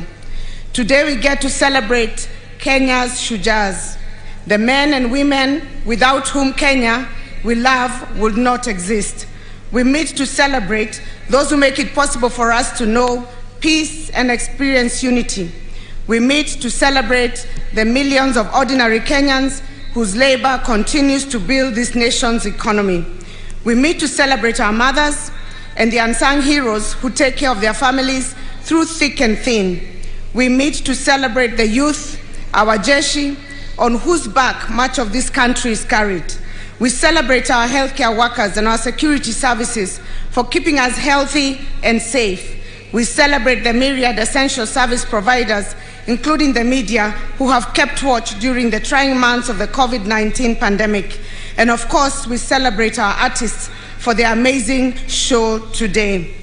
All around us are Shujaas who deserve to be honored and recognized, and to each one we say, Asanteni sana. Your Excellency, allow me to share with you and the nation a brief snapshot of what the Shujaas of Kirinyaga have been able to do in the last 4 years since we were elected towards the achievement of the Big Four agenda. In order to attain food security and nutrition goal, we have been supporting our farmers to increase productivity through diversification of agricultural activities. So far, we have supported more than 500 farmers groups and close to 50,000 households to undertake various projects under our Wezesha Economic Empowerment Program. Each of the supported households are able to make an extra 1,000 per day under various value chains, which include production of 1 million eggs a month under poultry keeping, tomato, avocado, dairy and fish farming, beekeeping, as well as pig rearing. We have managed to increase the annual production of rice from 60,000 tons in 2017 to the current 113,000 tons. Under universal healthcare, towards the achievement, we have undertaken massive infrastructure and service delivery reforms in our health facilities. Our medical complex, which you'll be able to see shortly in Kirinyaga town, and which in due time we shall be inviting you to open, is just about to be completed. The 342-bed capacity, 5-story complex will elevate the Kirinyaga Level 4 hospital to a Level 5 facility, offering the specialized medical services for which residents are currently referred to other hospitals. The ultra-modern hospital, which has an ICU, HDU, an oncology center, and a burns unit, among others, state-of-the-art amenities, will be the first one in the region to match the standards of some of the country's most reputable private hospitals. We are also upgrading Kimbimbi and Kirinyaga hospitals from Level 3 to Level 4. This is in addition to the 19 dispensaries we are completing and equipping in order to boost provision of primary health care at the grassroots. Your Excellency, we are celebrating this day at a time where our country and the whole world is grappling with COVID-19 pandemic. We are grateful to you for the support you have received from your government towards acceleration of mass vaccination among our residents. Through your help, we have so far vaccinated over 105,000 people against COVID-19 in Kirinyaga County. Your Excellency, in order to provide a conducive environment for our traders, most who deal in fresh produce, we have so far constructed 15 modern markets in various towns. We have also constructed about 25,000 square meters of cabro car parks and pavements in our major towns, and we are currently undertaking 30,000 square meters of cabro paving in Wanguru town. Kirinyaga County produces around 62,000 tons of tomatoes each year, a lot of which goes to waste. We're in the final stages of getting a clearance for a tomato processing plant. We are also constructing an avocado packhouse and supplying our dairy farmers with milk processing equipment. Towards manufacturing, we recently repossessed 254 acres which had been illegally acquired. This land is strategically located in Sagana in close proximity to the railway line and Keno-Marua Highway. We have just completed the plans and designs to establish an industrial park on the land. Through collaboration between our county government and the Ministry of Transport, Infrastructure, Housing and Urban Development and Public Works in your government, plans to construct about 100 affordable housing units in Kirinyaga town are an advanced stage. Your Excellency, allow me to appreciate the tremendous work you have done in our county and the region, and indeed the whole country, when it comes to development. The impact will not only be felt by the current generation, but the legacy will live on for generations to come. I recall when you visited Mwea last year, Your Excellency, this stadium was just a muddy field, and that required us to wear gumboots in order to walk in. True to your promise that day, the transformation that the stadium has undergone is magnanimous, to say the least.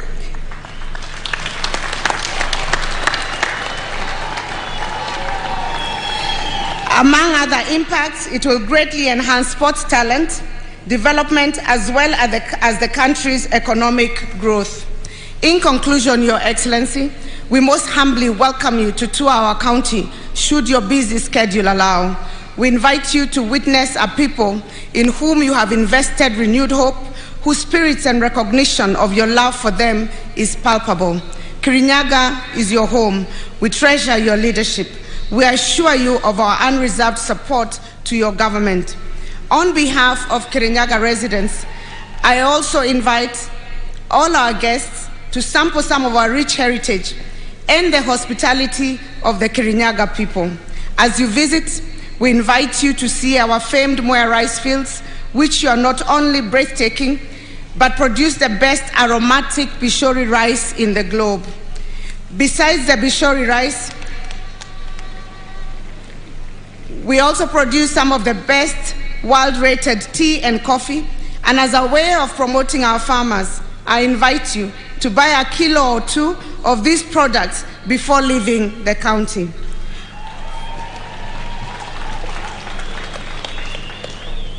For those who do not suffer hydrophobia, you are invited to try out kayaking, canoeing, and water rafting, which are offered in many of our resorts located along Sagana River. The river is recognized for hosting national and international water sports, and I'm sure you'll get an experience of a lifetime. For those who do not love water sporting, exploring other adventures such as zip lining, canopy walking, and archery will be just as good. I would like to once again thank you all on behalf of Kirinyaga people for bestowing upon us the privilege of hosting this auspicious occasion. God bless you, God bless Kirinyaga, and God bless Kenya.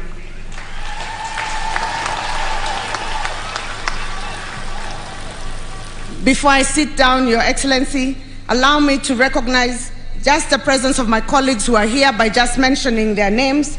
I'd like to recognize the Chair of the Council of Governors, His Excellency Martin Wambora from Embu, Deputy Vice Chair of the Council of Governors, Your Excellency James Ongwai from Kisii, Excellency Francis Kememia from Nyandarua, Excellency Governor Nderitu Mureithi from Laikipia, Excellency Mwangi Wairia from Murang'a, Excellency James Nyoro from Kiambu, Excellency Professor Anyang' Nyong'o from Kisumu, Excellency Colonel Rasanga from Siaya, Excellency Mtahi Kahiga from Nyeri, and Excellency Ali Hassan Joho 001 from Mombasa.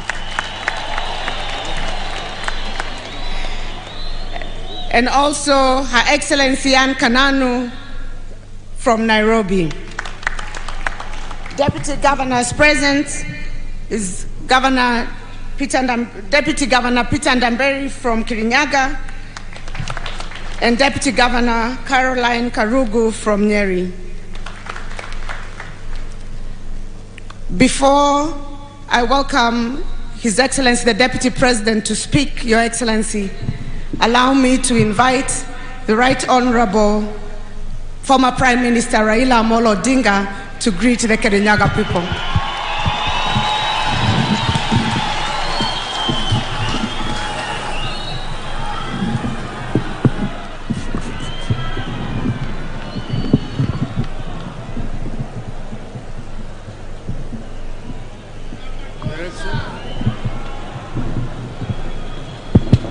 Your Excellency Uhuru Muigai Kenyatta, President of the Republic of Kenya, Your Excellency Mama Margaret Kenyatta, Your Excellency President Lazarus Chakwera, President of the Republic of Malawi, Your Excellency the Deputy President, all distinguished guests, ladies and gentlemen, Muriega Andua Kirinyaga Avai. Your Excellency, we have here some other leaders from the opposition.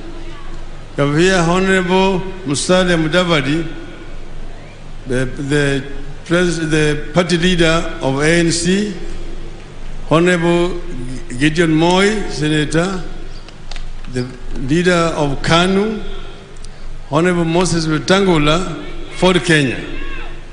I would like to have my brother Musalia Mudavadi to just say jambo. Karibu.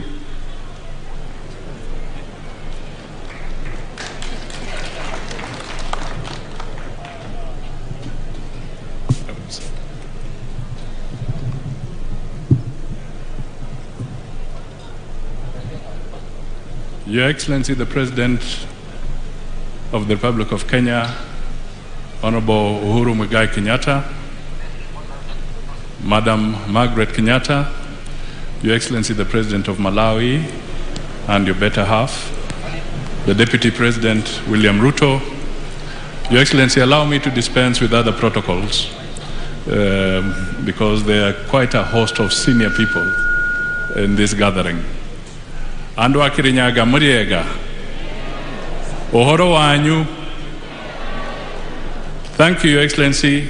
For me, I just want to say that this is an auspicious occasion when we recognize and honor those who have contributed in various capacities to the being and well-being of our country. And they deserve the respect and accolades that this day brings for them and for the Kenyan people. I also want to take this opportunity to acknowledge that there is tremendous development in our country, and it would be important that this foundation is built on for the future as we move forward. I also want to call on peace and tolerance during this particular period so that we can work together as a nation and as a people, respecting the boundaries that the Constitution provides so that we respect everybody in our country. That is how cohesion will be built, and that is how Kenya will be built. Lastly, let me also convey an apology from Honorable Kalonzo Musyoka, who is out of the country and he would have liked to be here with us. But I know in spirit he's perhaps even watching what is going on here. I will end there and say, let us build Kenya, tuweke Kenya mbele, Kenya iwe kwanza. Asanteni sana na Mungu awabariki.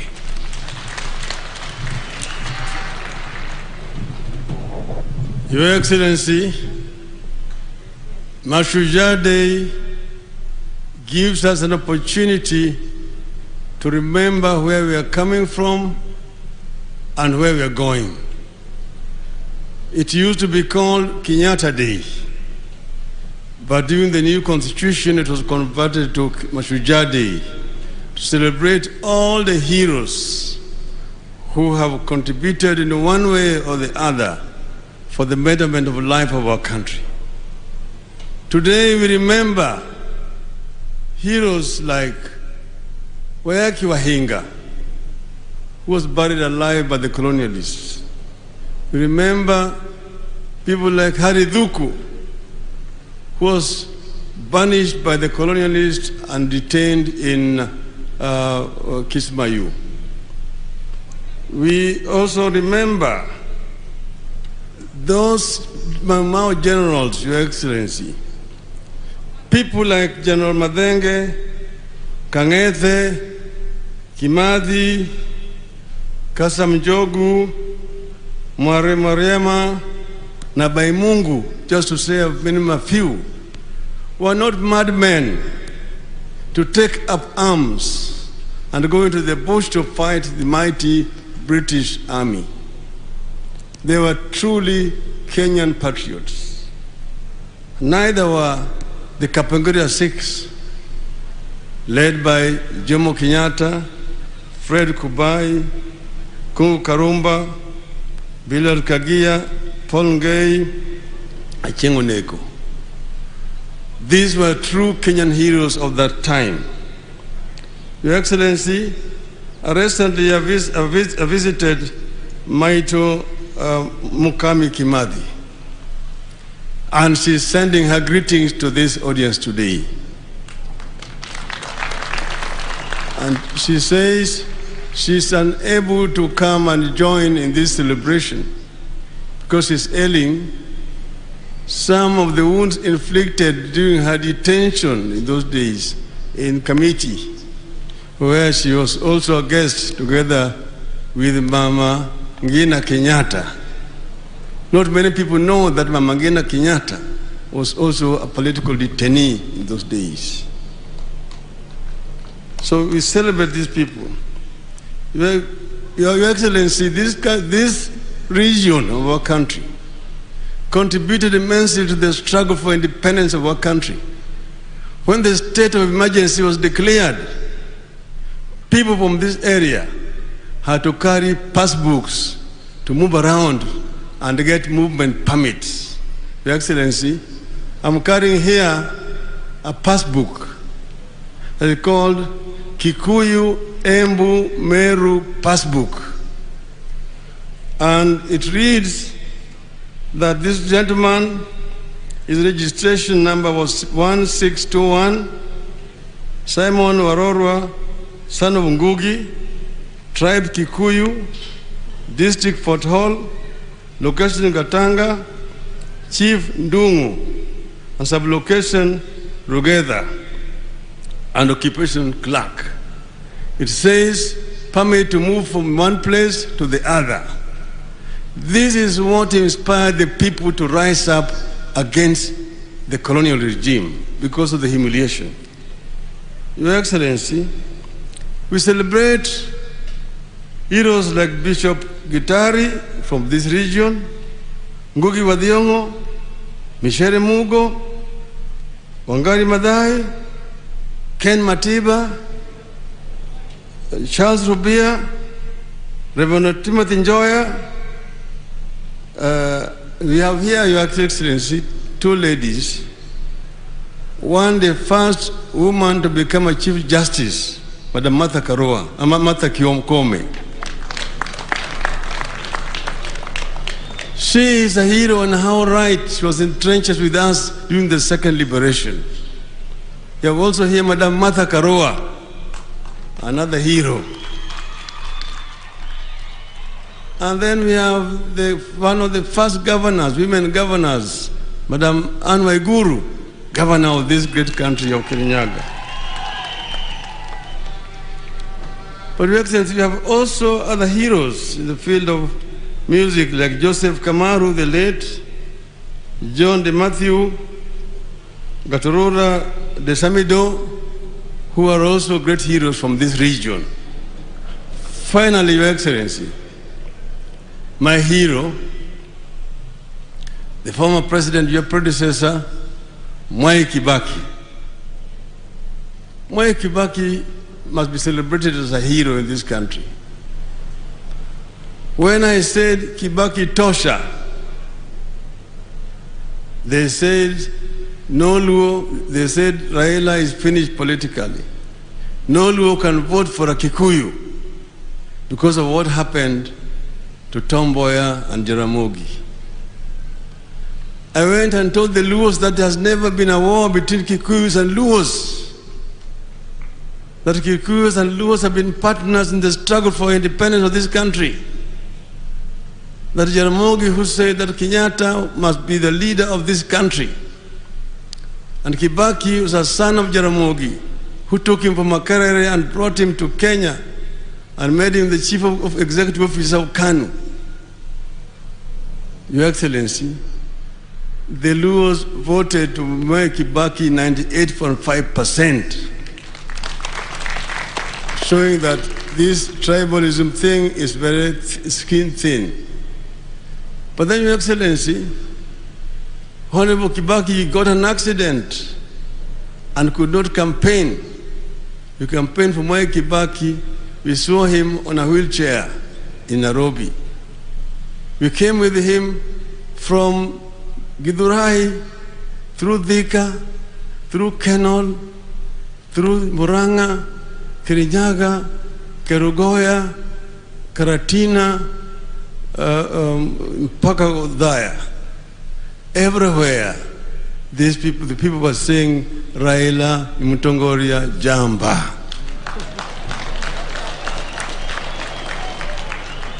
So Raila Odinga is a friend of the mountain and has been able to climb the mountain. I thank you.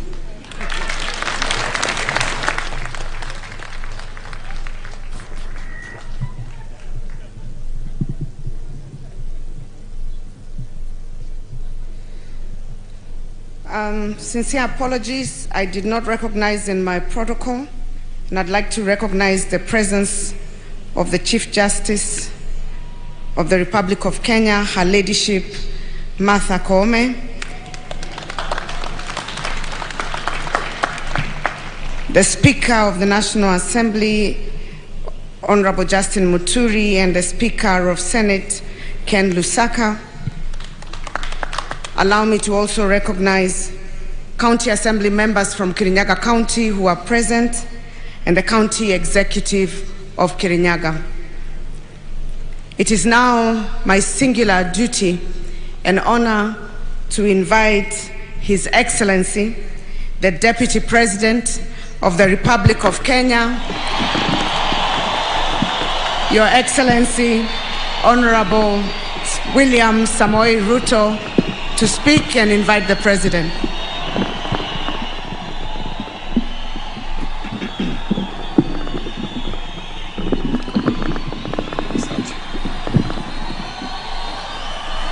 Aya, asante sana Mheshimiwa Rais wa Jamhuri yetu ya Kenya, Your Excellency Uhuru Muigai Kenyatta, mama wetu wa taifa, Your Excellency Margaret Kenyatta, mgeni wetu na mgeni wa rais, rais wa nchi yetu ya Malawi, Lazarus Chakwera, and your dear wife, Monica Chakwera, Your Excellencies, High Commissioners and Ambassadors, the Speakers of National Assembly and the Speaker of Senate, the Governor of this great county of Kirinyaga, Madam Waiguru, and all the other governors present here, the former Prime Minister, former Vice President, former Deputy Prime Minister,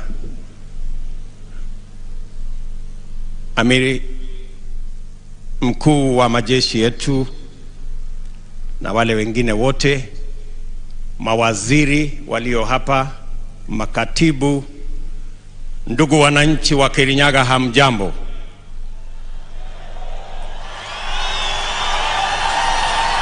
Kirinyaga moriega, mwathani agosho, Ngai no mwega, endesho de Bwana Yesu asifiwe. Asanteni sana.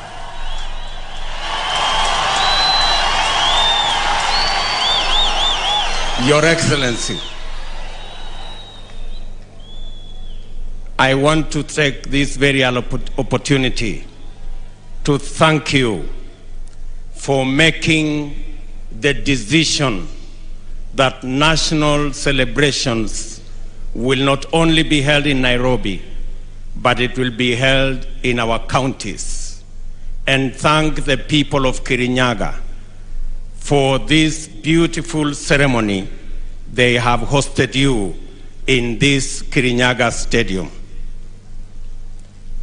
We came here, Your Excellency, you remember, 4 years ago, and this place was very muddy. Today, we have a world-class stadium because of your commitment to the development of our country. This Mashujaa Day, we celebrate the many people who worked so hard, paid a huge price for us to be the nation that we are today. We celebrate them for their selfless sacrifice that today makes us a nation. Your Excellency, we celebrate the heroes of now, our men and women in uniform, who keep our borders, our families, and our children safe. We celebrate our farmers who wake up early and sleep late to make sure that we have a meal on our tables. We celebrate every Kenyan who wakes up early, get to work, pay their taxes, so that Kenya can continue to be a sovereign nation. Your Excellency, we celebrate you as our leader.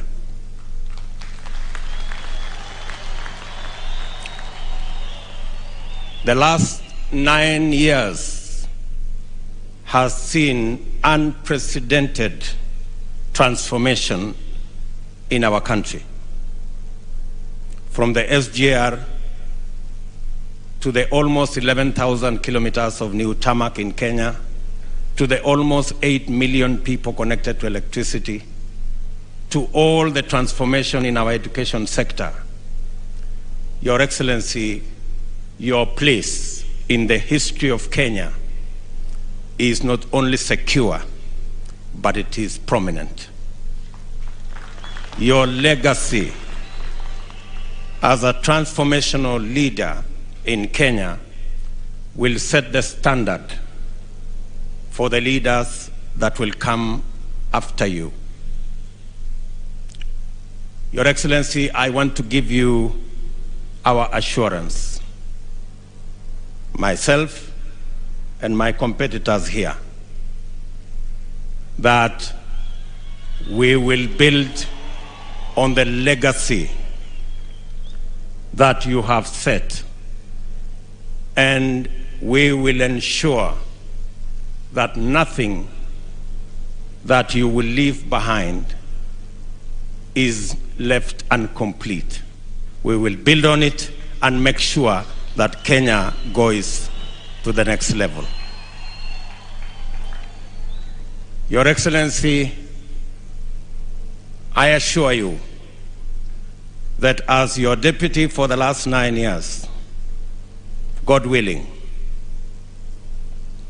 I will make sure that your legacy and the agenda you have set of the unity of this nation and the transformation of our nation under the Big Four plan, together with a bottom-up approach, will take this country to greater heights.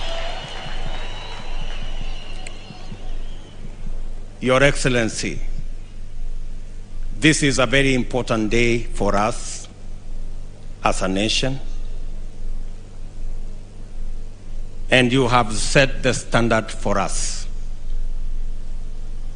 We will work together as a people in a peaceful manner, respecting everybody's right, being tolerant and peaceful, because we do not have another nation.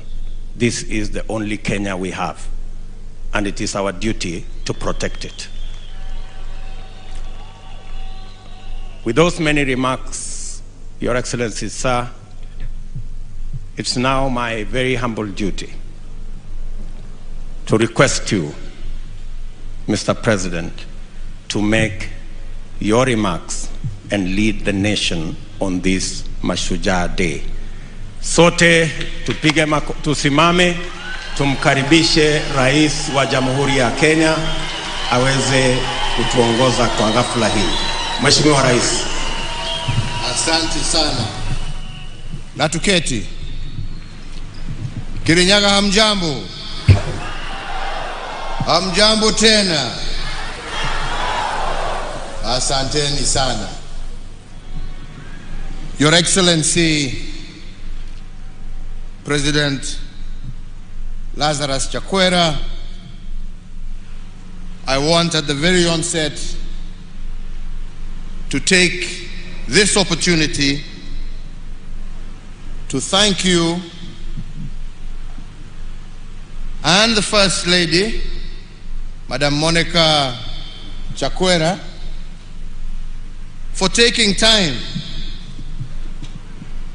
away from your busy schedule to join us here today in Kirinyaga County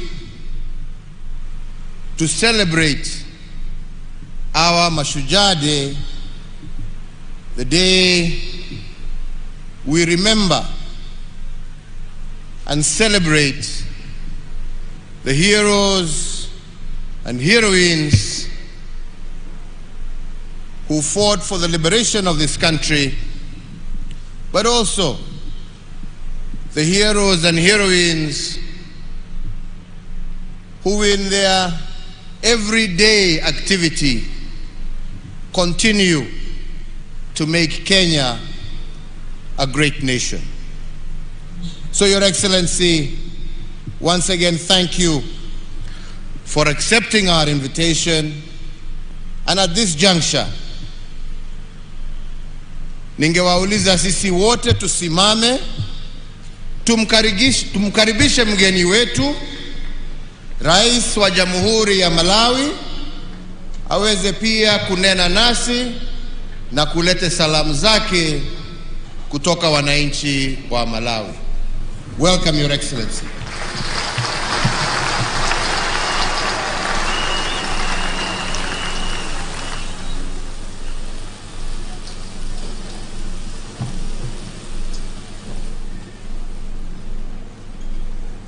Your Excellency Uhuru Kenyatta, President of the Republic of Kenya, and Your Excellency Madam Margaret Kenyatta, First Lady of the Republic of Kenya, Your Excellency Madam Monica Chakwera, First Lady of the Republic of Malawi, Your Excellency William Ruto, Deputy President of the Republic of Kenya, and Madam Rachel Ruto, Your Honor Raila Odinga, former Prime Minister of the Republic of Kenya, Her Excellency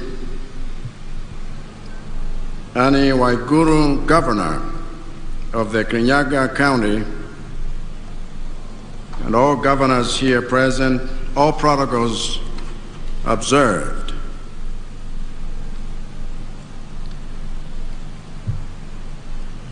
Ladies and gentlemen,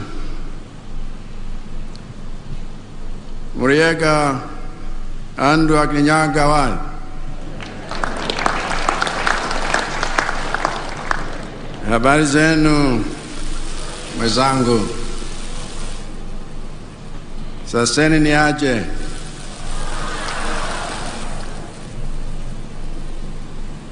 Mko poa? Malawi na Kenya ni ndugu wa miaka mingi sana. Tangia wakati wa baba zetu wa nchi zetu, Mzee Jomo Kenyatta wa Kenya na Mzee Ngwazi Dora Kamsubanda wa Malawi. Mheshimiwa Rais, kuja kwetu leo kutembelea Kenya ni uthibitisho wa undugu wetu na umoja wetu. Naombeni wa Kenya na wa Malawi tudumishe umoja wetu, tujenge uchumi wetu wa nchi zetu, tusaidiane kudumisha amani katika nchi zetu na Afrika. Kwa niaba ya wananchi wa Malawi na kukaribisha Malawi, Mheshimiwa Rais Uhuru Kenyatta, karibu sana. Mungu awabariki watu wa Kenya wote. Asante sana.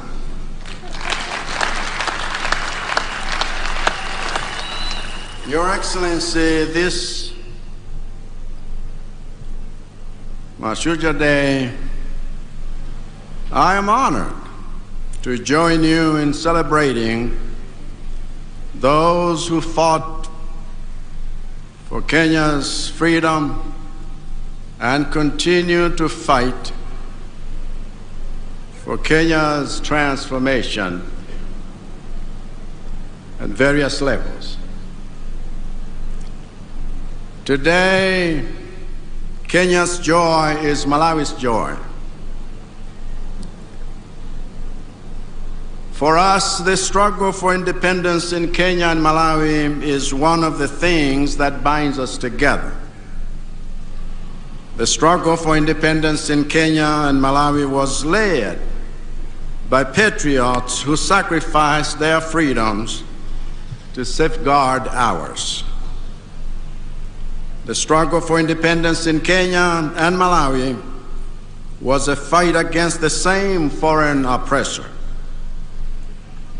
The struggle for independence in Kenya and Malawi was a battle fought in the same decade. It is therefore no accident that after the founding father of Malawi became its prime minister in February of 1963, the founding father of Kenya became its prime minister less than 6 months later. It is no accident that after Kenya gained her independence in December 1963, Malawi gained her independence less than 7 months later. It is no accident that within less than 5 years of Kenya and Malawi gaining their independence, the founding father of Kenya hosted the founding father of Malawi here in Kenya in a joyous October like this one today. Even today, it is no accident that when my government was deciding which road in Malawi's capital to upgrade to a multi-lane highway before any other, the obvious choice was the Kenyatta Drive that connects Malawi's House of Parliament to Malawi's largest hospital. Indeed, it is no accident that the city of Mzuzu in the north of Malawi, the city of Lilongwe in the center of Malawi, and the city of Blantyre in the south of Malawi all have at least one road named after Kenyatta.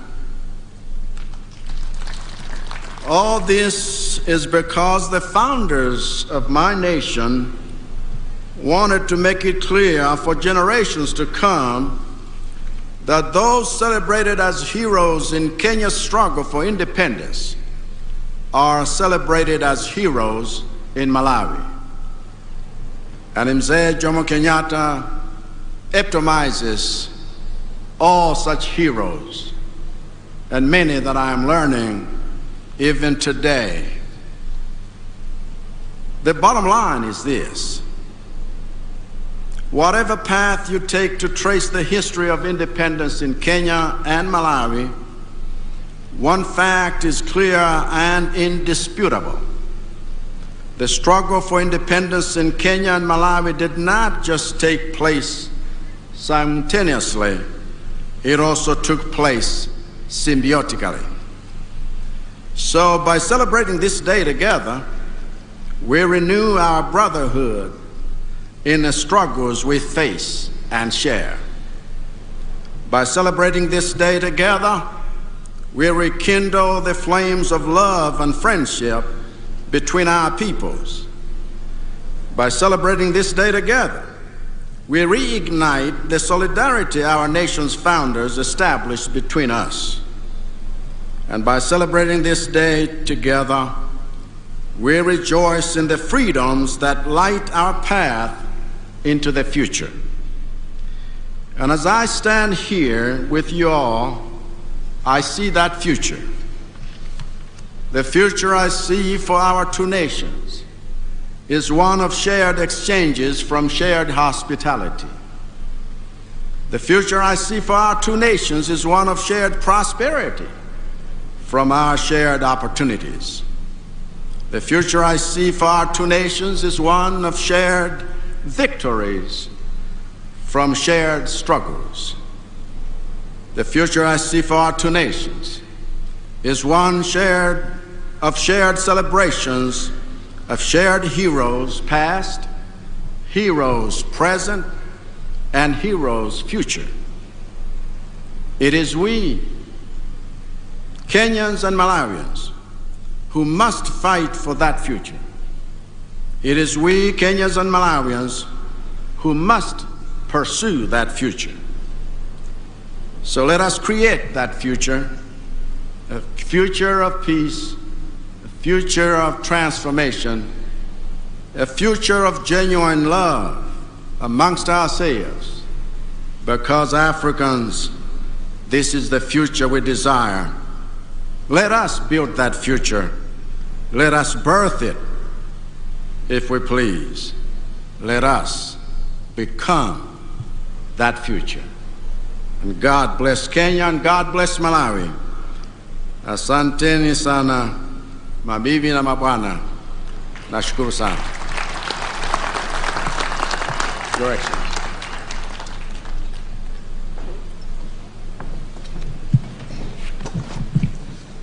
Thank you very much, Your Excellency.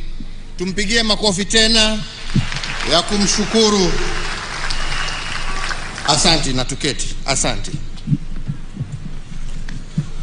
Your Excellency, President Lazarus Chakwera, President of the Republic of Malawi, Your Excellency Monica Chakwera, First Lady of the Republic of Malawi, let me once again thank you, Your Excellency, for taking time, accepting our invitation, and joining us on this Mashujaa Day.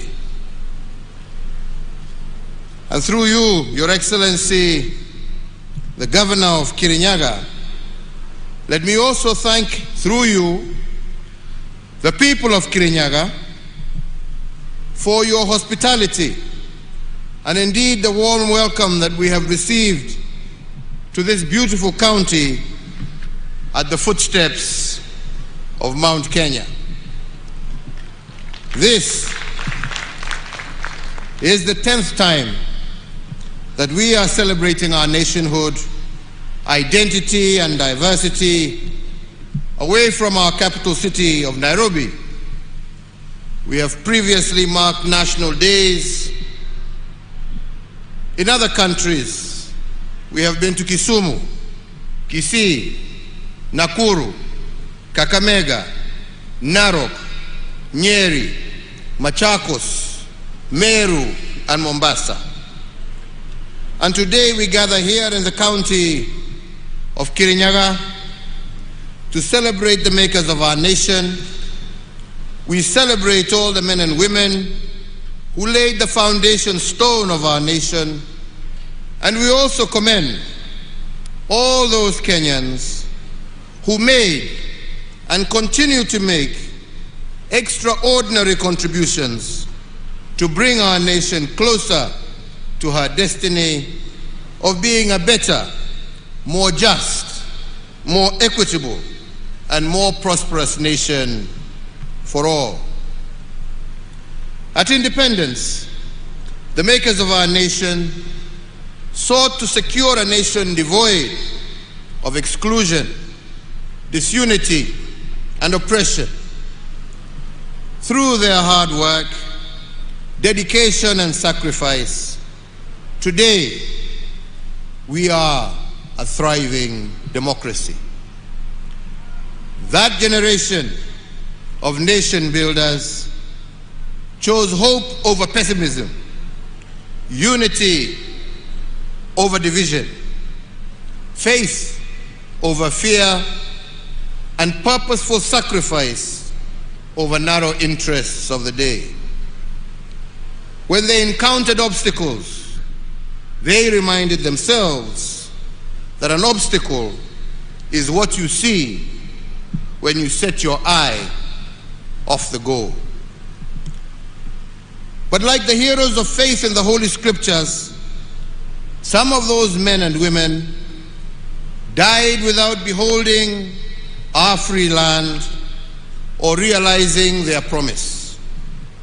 However, they are immortal, as they will live on in the pillars of the strong and free nation that they built, and in the hearts of eternally grateful generations of Kenyans who followed them.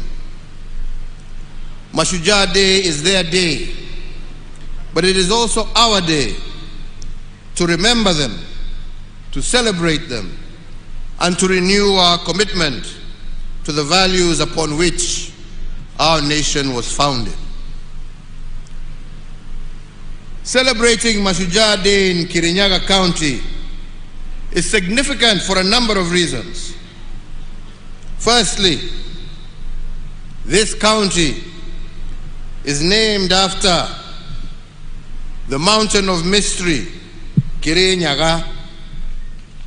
According to traditional folklore, the mountain of mystery was created as God's resting place and a sign of his wonder.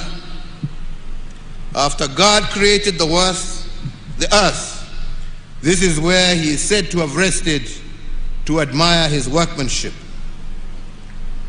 This mountain, standing tall, was also not just a place of rest and a shrine for worship. It was also a place of renewal, a place of honest conversation, and a place for bonding and reconciliation. We can also note that celebrating Mashujaa Day in Kirinyaga County has a second historical significance, since this county bears the name of this great mountain, and so too our nation. According again to folklore, the naming came from one of the pioneer heroes called Chief Kivoi wa Mwendwa, born 240 years ago in 1780. One of the early colonizers who befriended Chief Kivoi was Dr. Ludwig Kraft, a German missionary from the Anglican Church Missionary Society. And on December 3rd of 1849, Chief Kivoi brought Dr. Kraft to Kirinyaga to behold this mountain of mystery. And when asked through an interpreter what the name of the mountain was, Chief Kivoi told the white fellow that the name of the mountain was Kenya. According to folklore, he pronounced it in a Kamba accent, but what the colonizer heard was Kinya. And from this conversation, the name of our nation, Kenya, was born 200 years ago. Kirinyaga County is therefore at the heart of a very rich heritage as a nation. The development of the then Kirinyaga district, created out of the western part of Embu district in 1963, has closely mirrored that of the wider country, culminating with the advent of devolution. The 20th of October is a significant date in our history because in 1952, this was the day that a state of emergency was declared on our land by the colonizers, and hundreds of our founding fathers were arrested. But when our founding fathers, led by the likes of Mzee Jomo Kenyatta, Jaramogi Oginga Odinga, Paul Ngei, Masinde Muliro, amongst others, overcame the darkness of the emergency period, a new order emerged. They had a three-point agenda that resonates to date. They declared war on ignorance, poverty, and disease. And today that war is still on. It is a war we have inherited, and a war that shall also bestow on future generations. The commitment, as declared by our forefathers, is a sacred obligation today, and it is so from one generation to the next. Mzee Jomo Kenyatta, representing the founding fathers, had this to say on the task at hand. And he said, and I quote, that our children will learn about the heroes of the past, but our task is to make ourselves the architects of the future. This is a challenge he posed not only to his generation, but to all Kenyan generations to come. Each generation must not focus only on past heroism, but it must also continuously strive to be the architects of their own brighter future. For us to become architects of the future, we must begin by protecting what was left behind to us by the heroes who liberated this country. And in particular, we were charged with a great responsibility of taking care of our territorial integrity. Since the dawn of our republic, on many occasions, we have experienced territorial aggressions to the sanctity of our borders. Some have been driven from within and others from without. But the message of our founding fathers to these aggressors was simple: not an inch less, not an inch more. And this is the message that must reverberate across the collective quarters that are bent on annexing any part of the territory known as the Republic of Kenya. The resolve of our founding fathers rings as true today as it did then. Not an inch less, not an inch more. And we as Kenyans say this because we are a nation content with our country's bounty and also content with the splendor within our borders. So, fellow Kenyans, the transformation of our security sector has without doubt been one of the most significant endeavors of my administration. We continue to add new arrows in the quiver of our national security by retooling the resources and capacity of our security agencies.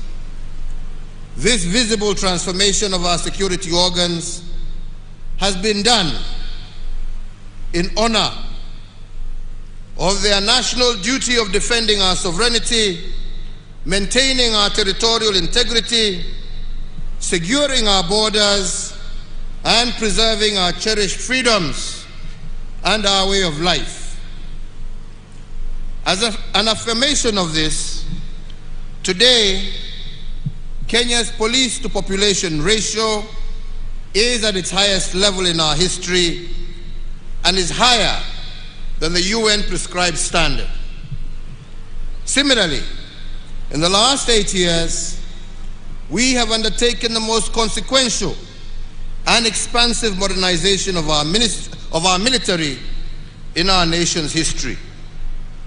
We continue to tool and to retool our security resources to the highest standards in order to keep our people safe and secure and to preserve our territorial integrity in a just, fair, democratic, and safe country for all. But aside to this, we have also invested in the welfare of those charged with our security personnel, which include a review of their remuneration, benefits, and other allowances, upgrading of housing, provision of insurance, and increasing the capacity of the health facilities used by our security personnel. In addition to what we have already done, we are also building an additional 4 hospitals to cater for them and their dependents in recognition of the heavy toll placed on them and their families. Fellow Kenyans, ladies and gentlemen, now I must return to the subject of being architects of the future. When our founding fathers charged us with this task,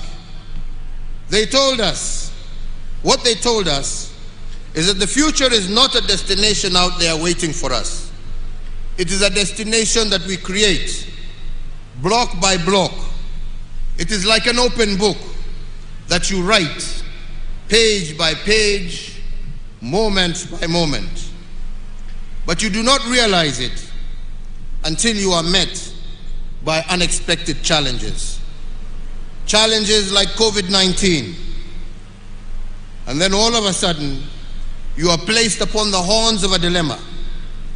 You can either choose to see obstacles in every opportunity or opportunity in every obstacle. This, fellow Kenyans, is the foundation of any successful nation state. It is about choices. Yet, it is in moments like this that the true character of a nation and a people is revealed. I am proud to say that with the COVID-19 crisis, our state of mind as a government has been one of finding opportunities in every problem occasioned by COVID. Instead of focusing on what is, we have focused on what could be.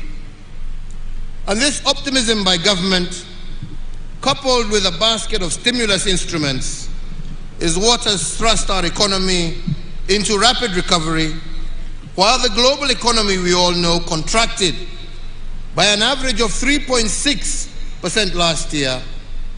We managed to grow our economy by 0.3% over the same period, and this year it is projected to grow by 6% despite the ravages of COVID.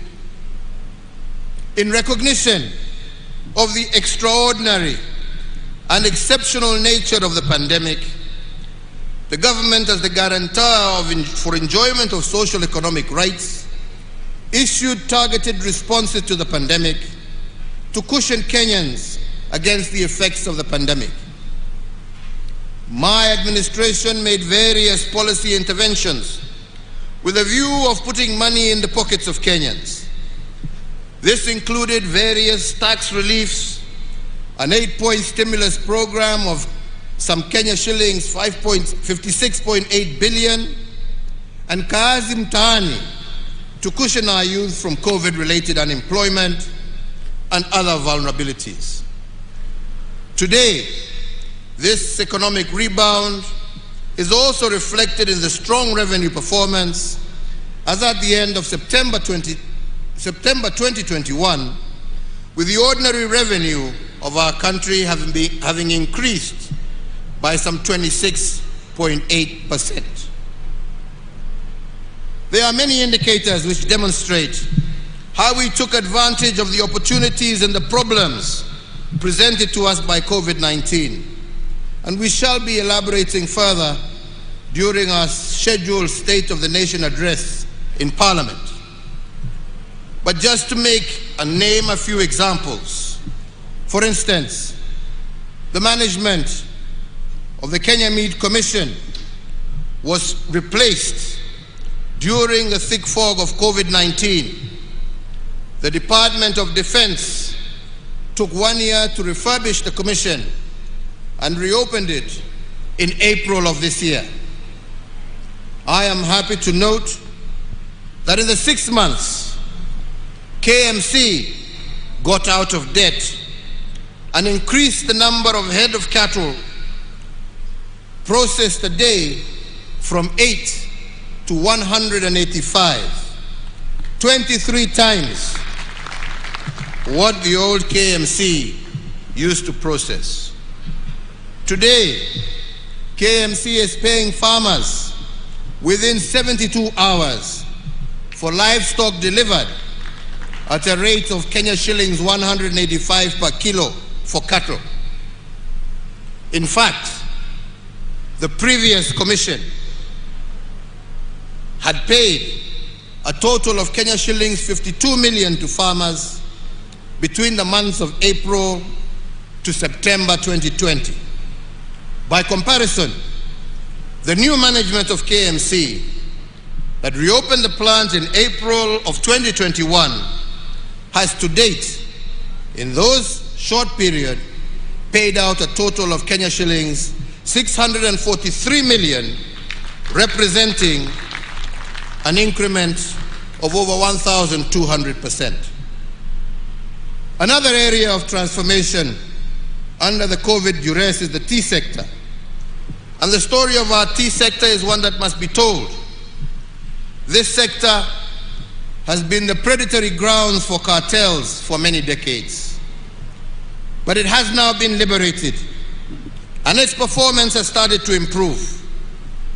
On account of the reform measures implemented by my administration, the price of Kenyan tea has increased by 42% in the last 1 year alone, and the minimum auction price of tea now stands at $3 per kilo, the highest price on record for the last 5 years. Indeed, it is expected that our tea farmers will receive a healthy bonus at the end of June 2022, signaling a return to the good old days of Chai Bora, Pesa Bora. In the coffee sector, again I am pleased to report that the determined efforts of our government to root out corrupt cooperatives that have been predating on our coffee farmers have borne fruit. The revitalization of the new KPCU by government has brought healthy competition into the coffee milling activities. And as a result, farmers in high-yielding areas like here in Kirinyaga are now receiving upward of Kenya shillings 100 per kilogram for their coffee, up from the average Kenya shillings 25 per kilogram in 2019. Milk production is another area, and as part of our efforts to ensure a reasonable rate of return for our dairy farmers, my government introduced a pricing guideline, and this has seen farm gate prices increase from Kenya shillings 27 per litre in January of 2020 to a high of Kenya shillings 40 per litre as of September 2021.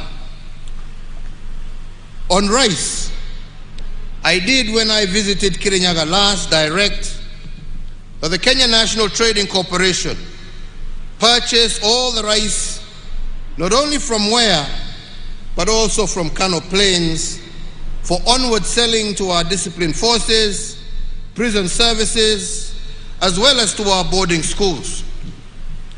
And I am pleased to confirm that last year, out of 6 rice cooperatives nationally, Mwea Rice Growers Cooperative sold the most bags of rice to government. And in fact, for every 10 bags sold to government, Kirinyaga farmers sold 7.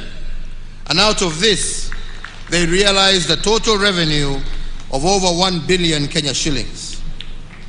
And in order to promote our rice farmers, I did direct the Ministry of Agriculture to secure the continued purchase of the upcoming crop so that we can maintain and continue this transformation. But ladies and gentlemen, it is the transformation of our health sector that is probably the most phenomenal testimonies of how we transformed COVID obstacles into opportunities that expanded our health facilities. In Nairobi alone, we have constructed over the period and operationalized 15 level 2 and 3 hospitals in various informal settlements through the Nairobi Metropolitan Service. And there are another 15 currently under construction. One of the unintended benefits of the pandemic is that we have increased, as a country, our ICU capacity by an impressive 502%, from 180 to 651 ICU-ready beds across the country.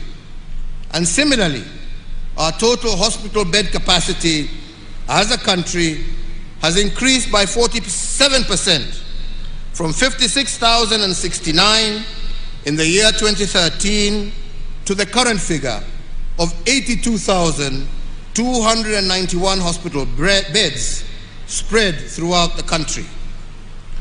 During the COVID-19 pandemic, we have improved our oxygen generation capacity in all our public health facilities from 3 million liters per day in March of 2020 to 32 million liters per day in October of 2021. We have further increased the number of reference laboratories that can test for notifiable diseases of international concern and public health importance from one single laboratory in March of 2020 at the beginning of the pandemic to what we have today, which stands at 95.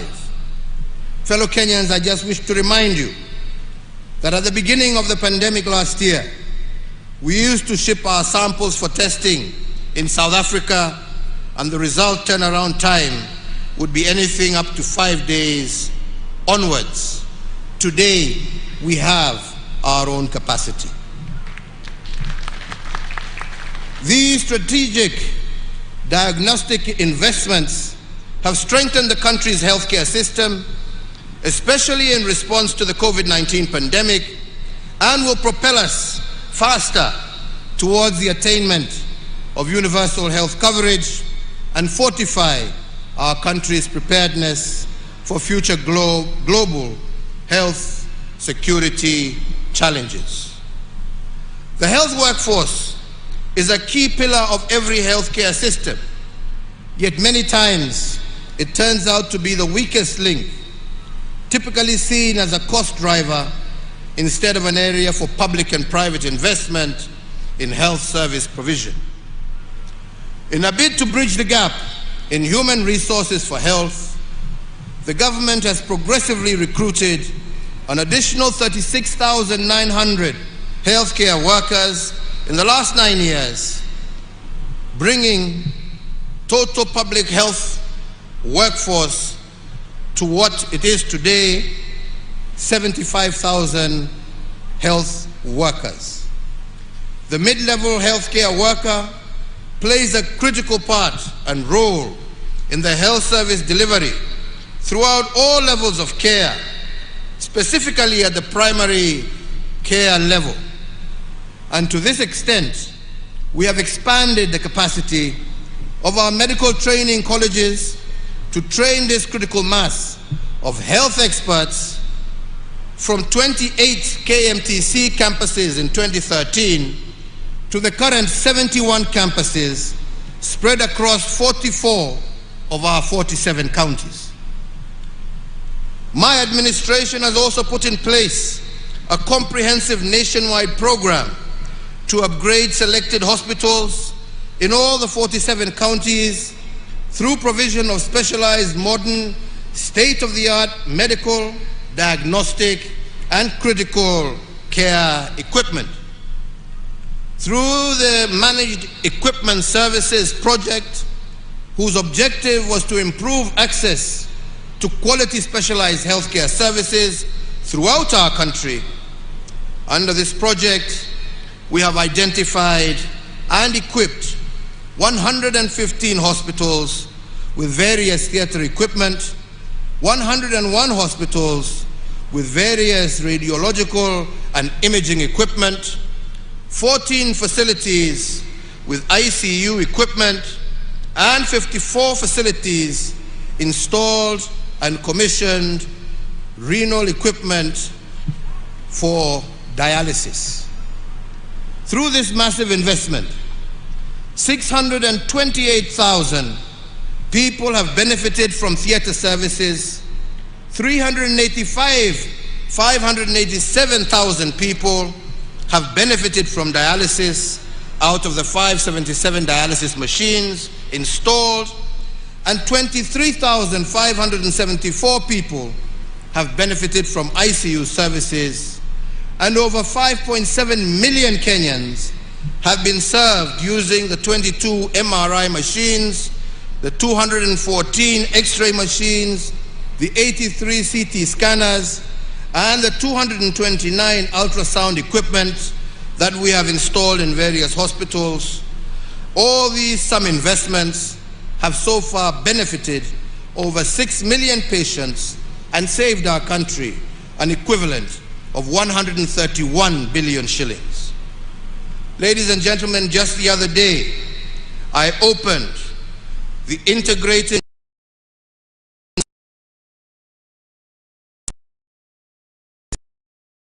is not just a first for Kenya, but for our entire sub-region. As a result, many of our citizens suffering from cancer will now have the benefit of early detection leading to early treatment and cure, thus saving many lives. This, in addition to the millions of shillings that families who would have been forced to travel abroad seeking treatment for their loved ones will now save. 3 other areas have thrived despite the COVID dispensation. The first one is our robust infrastructure development. And indeed, to celebrate our Mau Mau liberators, a 582-kilometer road called the Mau Mau Road is under construction in their honor. And this will be the single longest road constructed in Kenya since independence. It runs through Meru County, from Kieni to Mara, through Embu County, from Kairore to Irangi, through Tharaka County, from Kibuga to Itunguru, and in central Kenya, it runs from Mudhidhi to Kiangwashe, and from Kembe to Mogumo Road. This is longer than the Nairobi-Mombasa Highway by 140 kilometers, and it follows the warpath taken by our Mau Mau liberators as they fought the colonizers. And once complete, roads will be able to connect to various parts of the country without necessarily having to pass through Nairobi. Another piece of infrastructure that I believe would make our founding fathers proud is the Nairobi Expressway. This is the largest expressway in Africa, stretching a total of 27 kilometers, running from Mulolongo in Machakos County to Rironi in Kiambu County. And from Rironi, plans are underway for another dual carriage that will soon be launched that shall run all the way to Mau Summit, traversing the Rift Valley. In total, we have had 7,991 kilometers of new tarmac road, with an additional 4,800 kilometers currently under construction.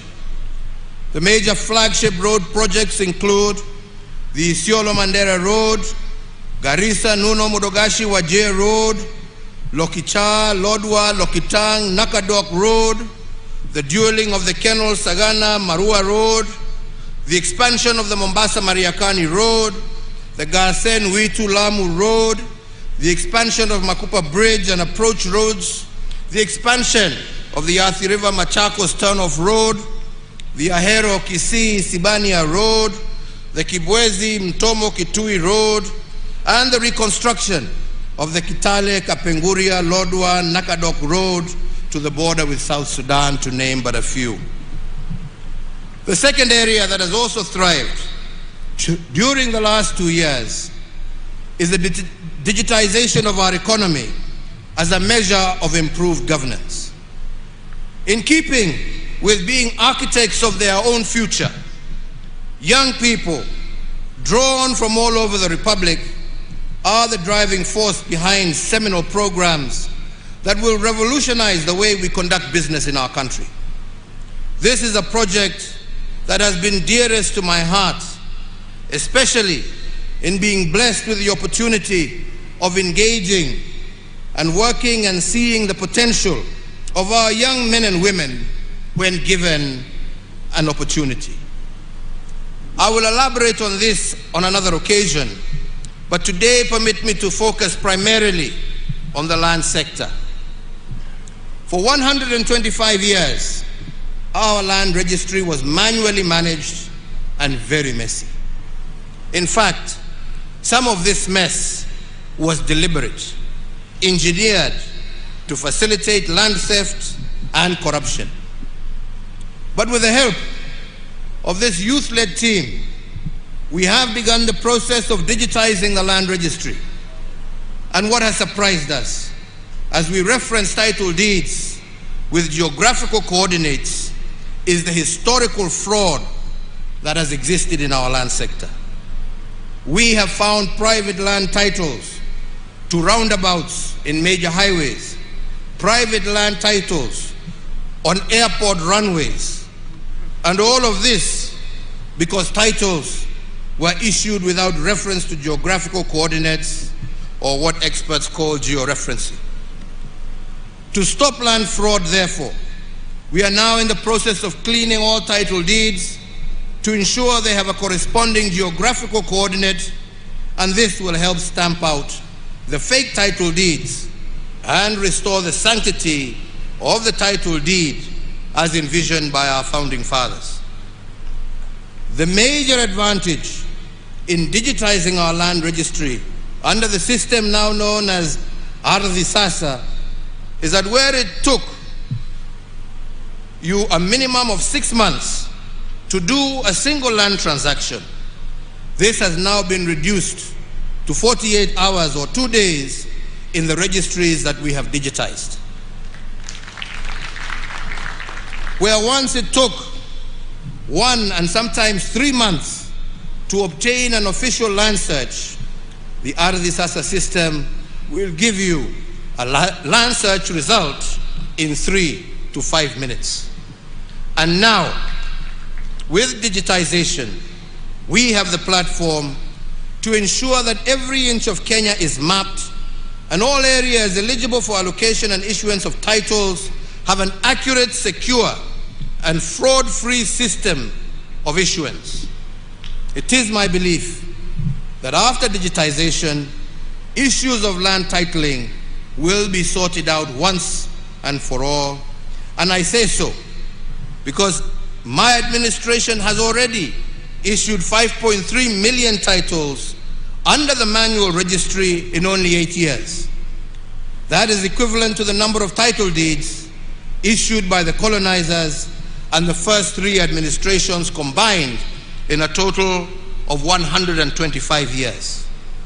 So I believe that if we have achieved 5.3 million titles in 8 years under an archaic system, how much more will we be able to achieve once the national system is completely digitized? Added to this, we have taken the independence era dream of decent, affordable shelter and used policy instruments and incentives to make it a reality. One such intervention is that anyone registered as a pensioner can withdraw up to 40% of their pension and use it to get a housing mortgage. Additionally, we have exempted first-time mortgage holders from payment on stamp duty, and in addition to a range of incentives for developers who build units under the Affordable Housing Program. Further, and on digitizing our economy, in April of 2013, during my first few months as president, I directed the National Treasury to conduct a detailed survey of all chargeable government services to ascertain how many of these services were paid through digital means. The survey found that over a third of all payments to government were cash-based, presenting a high opportunity for leakage and abuse of the system.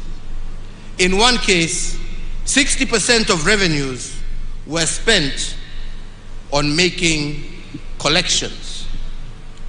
By launching the e-Citizen platform in August of 2014, 350 government services have now been migrated to the e-Citizen platform.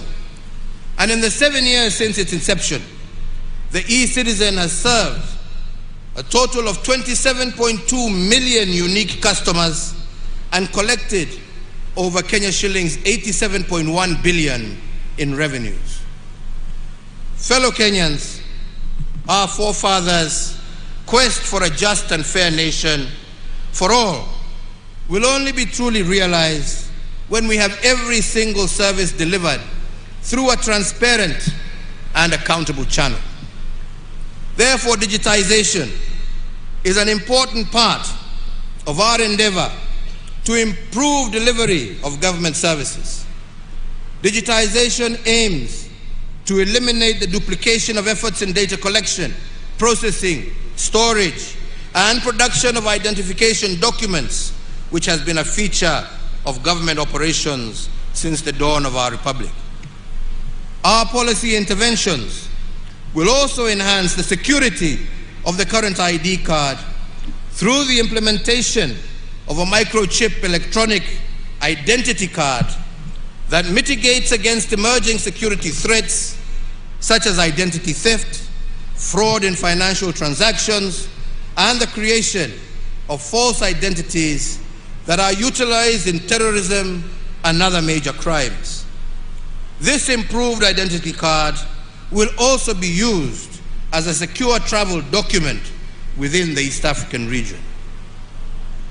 To those of you, my friends, who are used to analog systems in order to facilitate corruption, I tell you that the end is nigh, notwithstanding how many court orders you procure, hii itafika mwisho.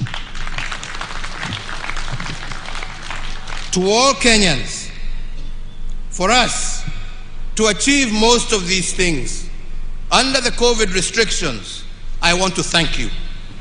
Without your civic responsibility, innovation, and resilience, none of this would have been made possible. From very early in the COVID crisis, I appeal to you to be your brother's keeper and to exercise restraint as we navigate through this unfamiliar enemy. And all of you, each and every Kenyan, made us proud by doing this. The vision of our forefathers was a nation free of ignorance. The remnants of ignorance will only be uprooted from our midst when we continuously build the capacity of our citizens to remain abreast with the demands for a rapidly changing world. It is against this backdrop that we instituted reforms in our education sector that led to the introduction of the competency-based curriculum, or CBC. As a mark of this seminal transition, we now have 2 cohorts of children in pre-primary and 5 cohorts of our children in primary school who are the pioneers of this groundbreaking curriculum. The grade 5 cohort has only 1 year to go before they join junior secondary school or grade 7. In total, we note that over 8.1 million children are now part of the program. As a caring government, and one that appreciates the solemn duty of the state to prepare every child for their destiny, we will continue enriching the curriculum to ensure that our children sharpen their talent and maximize their opportunities in keeping with our vision for a holistic growth of every child in Kenya. And to ensure that we adequately prepare the country for the next phase of CBC, which is the junior high school, and to further facilitate the 100% transition from primary to secondary, I hereby order and direct as follows: that the Ministry of Education, jointly with the Ministry of Interior and the National Treasury, shall establish a framework for the construction of over 10,000 classrooms needed to provide the additional learning space for the 1 million new students set to join junior secondary. That the National Treasury engages Parliament to appropriate 8 billion shillings towards the construction of classrooms, and that the construction of these classrooms be undertaken by local contractors within the vicinity of each school so as to provide further stimulus to local economy, and that the payments for the construction of the said classrooms be remitted directly to the contractors in their respective sub-counties. This initiative will tap into the skilled manpower within the counties, empowering locals with enhanced economic opportunity. And fellow Kenyans, to address the gap of the remaining 10,000 classrooms across the country, I call upon all members of the National Assembly to stand together in solidarity with our children by prioritizing allocation of the CDF towards school infrastructure. The timely program provides additional momentum to my administration's prioritization that no child is left behind in the transition from primary to secondary school. Ladies and gentlemen, as we continue to build back better, we are witnessing recovery in the economy, with its rebound being attested by all leading economic indicators. They all point to a stronger economic recovery beginning in the present year. This rebound is a result of the gradual reopening of our economy, especially the service sector, coupled with stronger global demand. This recovery is reflected, as I said earlier, in the strong revenue performance for the quarter ending September 2021, which saw our ordinary revenue increase by 25.8% and amounted to Kenya shillings 441.8 billion, amounting to a collection of Kenya shillings 17 billion above the target that had been set. The first and second stimulus packages were designed by my government to ensure that our economy would endure the shocks occasioned by the lockdown measures implemented in the early stages of the COVID-19 pandemic. With significant progress registered in the containment of COVID-19, I believe it is now time to shift our focus from survival to coexisting with the disease. And in that regard, my administration will be rolling out the third financial stimulus program designed to accelerate the pace of our economic growth and to sustain the gains that we have already made. I announce, therefore, that effective the 1st of November 2021, new stimulus programs targeting the key productive and service sectors in 13 strategic interventions that cover agriculture, health, education, drought response, policy, infrastructure, financial inclusion, energy, and environmental conservation. The first intervention is the tea subsector. To safeguard the gains made by the tea subsector, the National Treasury will allocate 1 billion shillings to support the fertilizer subsidy for our small-scale tea farmers.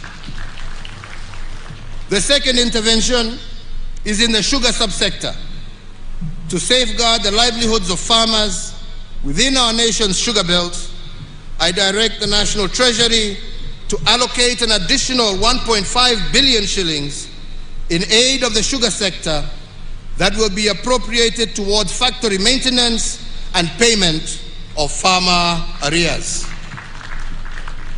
The third intervention is the coffee subsector. In acknowledgement of the pace of the ongoing reforms in the subsector, the National Treasury to allocate 1 billion shillings to the Ministry of Agriculture to be appropriated towards the completion of the ongoing interventions in the coffee subsector. The fourth intervention is the livestock sector. Noting the effects of the ongoing drought situation, the National Treasury to allocate 1.5 billion to support the communities affected by the ongoing drought, especially in our ASAL counties, as part of our national livestock offtake program.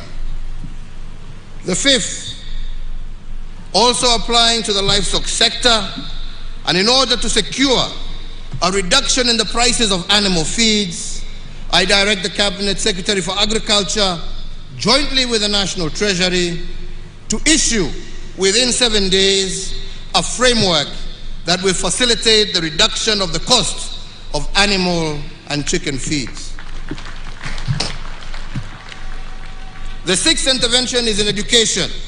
As I have said earlier, and noting the success of our administration's policy on 100% transition from primary to secondary education, Kenya shillings 8 billion to the Ministry of Education for the CBC Infrastructure Expansion Program.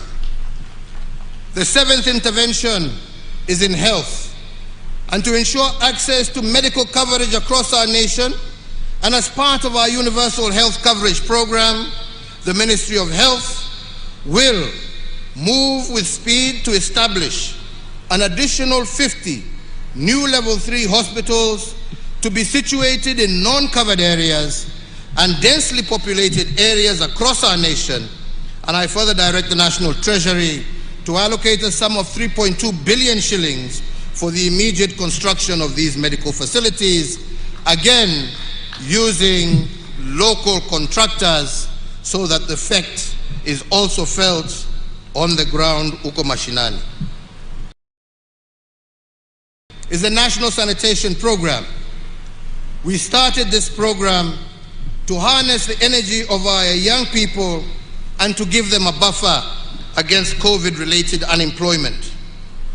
Noting the success of Kazi Mtaani program and its effect in enhancing opportunities for youth across the country, we direct the National Treasury to allocate Kenya shillings 10 billion for the third phase of Kazi Mtaani to be rolled out in all counties, with priority being given to densely populated areas. The above measures should inject an additional 25 billion shillings into our economy. These new initiatives complement ongoing state interventions that are expected to sustain the momentum of recovery within the year's growth rate projected to be at 6%. The ninth intervention is on energy and petroleum. Being fully aware of the positive strides being made in our economic recovery, the gain stands the risk of being eroded by high energy prices. And to address the plight of our people, I do direct that the Ministry of Petroleum and Mining, jointly with the National Treasury, to develop by the 24th of December a framework for stabilization of petroleum prices so as to cushion Kenyans against the turbulence caused by the current volatility in fuel prices, and that B, the Ministry of Energy shall secure the full implementation of the report of the Presidential Task Force on review of power purchase agreements that establishes a pathway for the reduction of electricity prices by 30% by or before the 24th of December this year. I look forward to Kenyans being relieved of the burden of high tariffs by Christmas Day. The 10th intervention is in the banking sector. The transformation of our economy and the emergence of our nation as a financial hub is as a result of the efficiency secured by technology. The gains we have made in digitization of our financial processes and transactions have made it possible for us to better track and trace illicit flows of money. In view of these, we remain committed to the anti-money laundering and the combating of financing of terrorism CFT frameworks stipulated by the Proceeds of Crime and Anti-Money Laundering Act, POCALMA.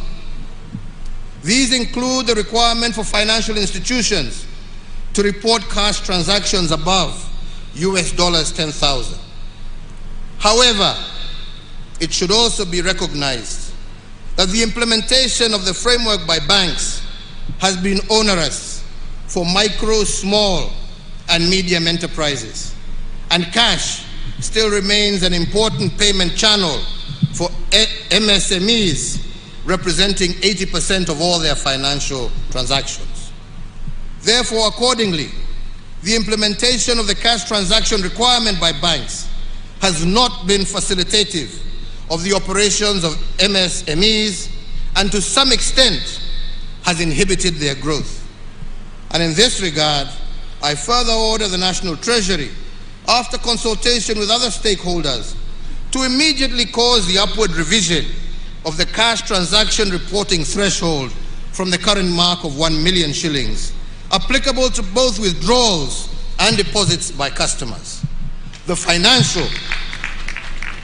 financial institutions, however, will retain their reporting obligations to the Financial Reporting Center. The 11th intervention is to access to credit.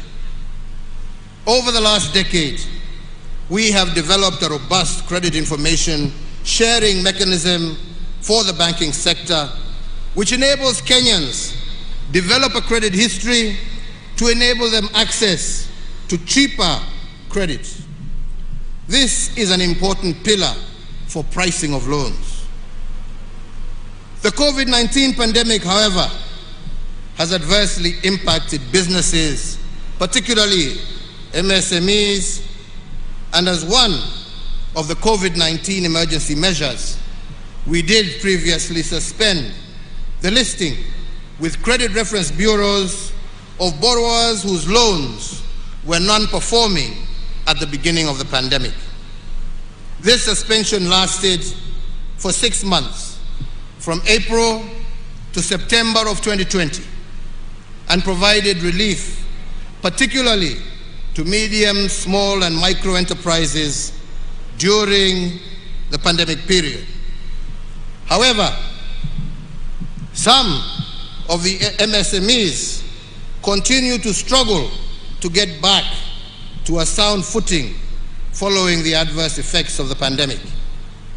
So in that regard, and to further augment the interventions that we are making to give micro, small, and medium enterprises reprieve, I further order the National Treasury in consultation with stakeholders, to secure the following additional measures to provide further space for recovery of micro, small, and medium enterprises. That the relevant authorities will, for loans less than 5 million, effect a moratorium of listings in CRBs for a period of 12 months to the end of September 2022. And further, borrowers with loans below 5 million and below, listed on the CRB from October 2020 to date, will not have that listing incorporated in their credit reports for the next 12 months ending September 2022. In addition to foregoing measures and to accelerate our economic recovery, I also urge all banks and financial institutions to accommodate customers who seek to restructure their banking facilities. The 12th intervention is digital financial services. In recognition of the importance of digital financing services, especially to the small-scale traders and the household at large, I do direct the National Treasury to engage all digital payment providers with the aim of deepening and expanding the use of the digital payment channels so that people can save more on their wallets and use them more. The 13th intervention is in the area of vaccine production. If there is anything that we have learned, not only as Kenyans but as Africans, from the COVID-19 pandemic, is the essence of self-reliance. As the first step towards this goal, we as a government have established a company to facilitate this venture in the name of Kenya Biovax Limited, and therefore the Ministry of Health should operationalize this company to build a form and fill and eventually manufacture vaccines in our country by Easter of next year. Fellow Kenyans, on the 29th of June 2021, during my 16th address on the COVID-19 pandemic, I pledged to the nation that by Christmas this year, we would have vaccinated over 10 million adults. Today, I am pleased to confirm to the nation that we are on course to realize this target. As of today, we have vaccinated 5 million adults. Owing to the compliance with the health protocols and guidelines on COVID-19, I have further noted with much appreciation that surge of infections has declined over the last 2 weeks, as characterized by the positivity rate of below 5% that has been registered over this period. I once again want to thank the people of Kenya for exercising an admirable degree of civic responsibility in this fight and truly being their brother's keepers. It is, however, important for all of us to appreciate that we are not yet out of the woods, and we must therefore continue to observe the containment measures as directed by the Ministry of Health, as this is the only way to sustain the gains we are making and guarantee the full reopening of our economy. I want to, at this juncture, particularly thank our Interfaith Council for their cooperation in steering the resumption of in-person and congregational worship, and indeed all our health workers and security officers for their commitment to duty during this particularly difficult time. So, fellow Kenyans, the National Emergency Response Committee on COVID-19 and the National Security Council have continued to monitor the evolution of the disease situation within our borders. And therefore, given the progress in containing this disease, the committee, jointly with the Council, has recommended a review of the existing containment measures. Accordingly, the number of persons gathering for in-person worship is now reviewed upwards from 1/3 of the congregants to 2/3, provided they adhere to all the health protocols.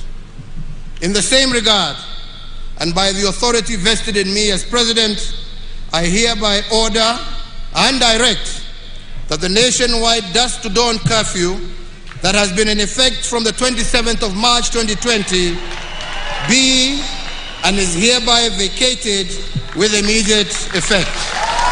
Asante sana, God bless you and God bless Kenya. Asanteni sana. Basi kwa heshima naomba sote tusimame kwa ajili ya wimbo wa taifa. Ninaomba kwa heshima sote tusimame tafadhali kwa ajili ya wimbo wa taifa. Wacha malize ndio.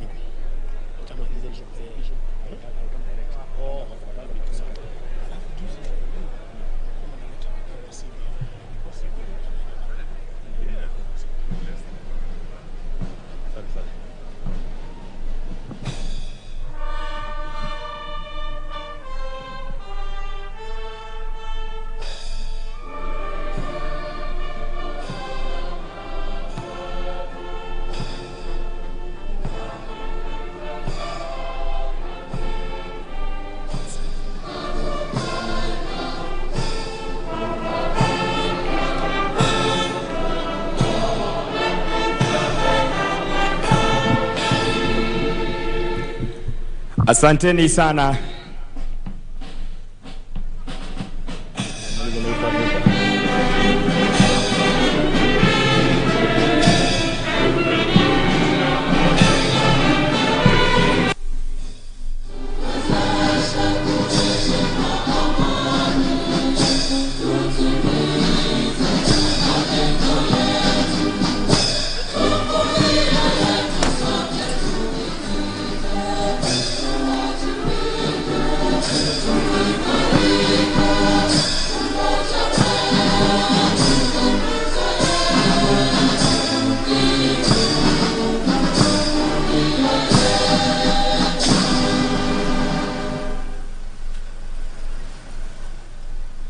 Baada ya hotuba ya Mheshimiwa Rais, nitaomba tuwe watulivu ili tuweze kutangaziwa itifaki ya kuondoka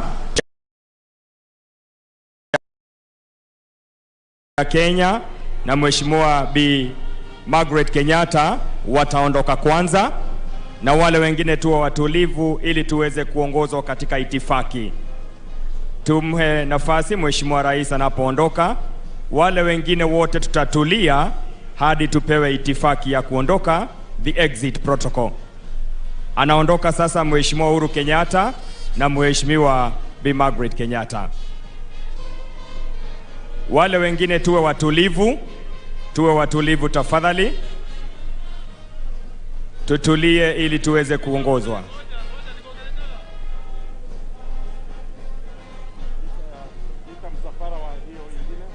Atakayefuata ni Mheshimiwa Daktari Lazarus Chakwera, Rais wa Jamhuri ya Malawi, na Bi Monica Chakwera. Tuwape nafasi hiyo ili waondoke kwa hiyo itifaki. Baada ya Mheshimiwa Uhuru Kenyatta kuondoka, utafuata msafara wa mgeni wetu Mheshimiwa Daktari Lazarus Chakwera na Mheshimiwa Bi Monica Chakwera.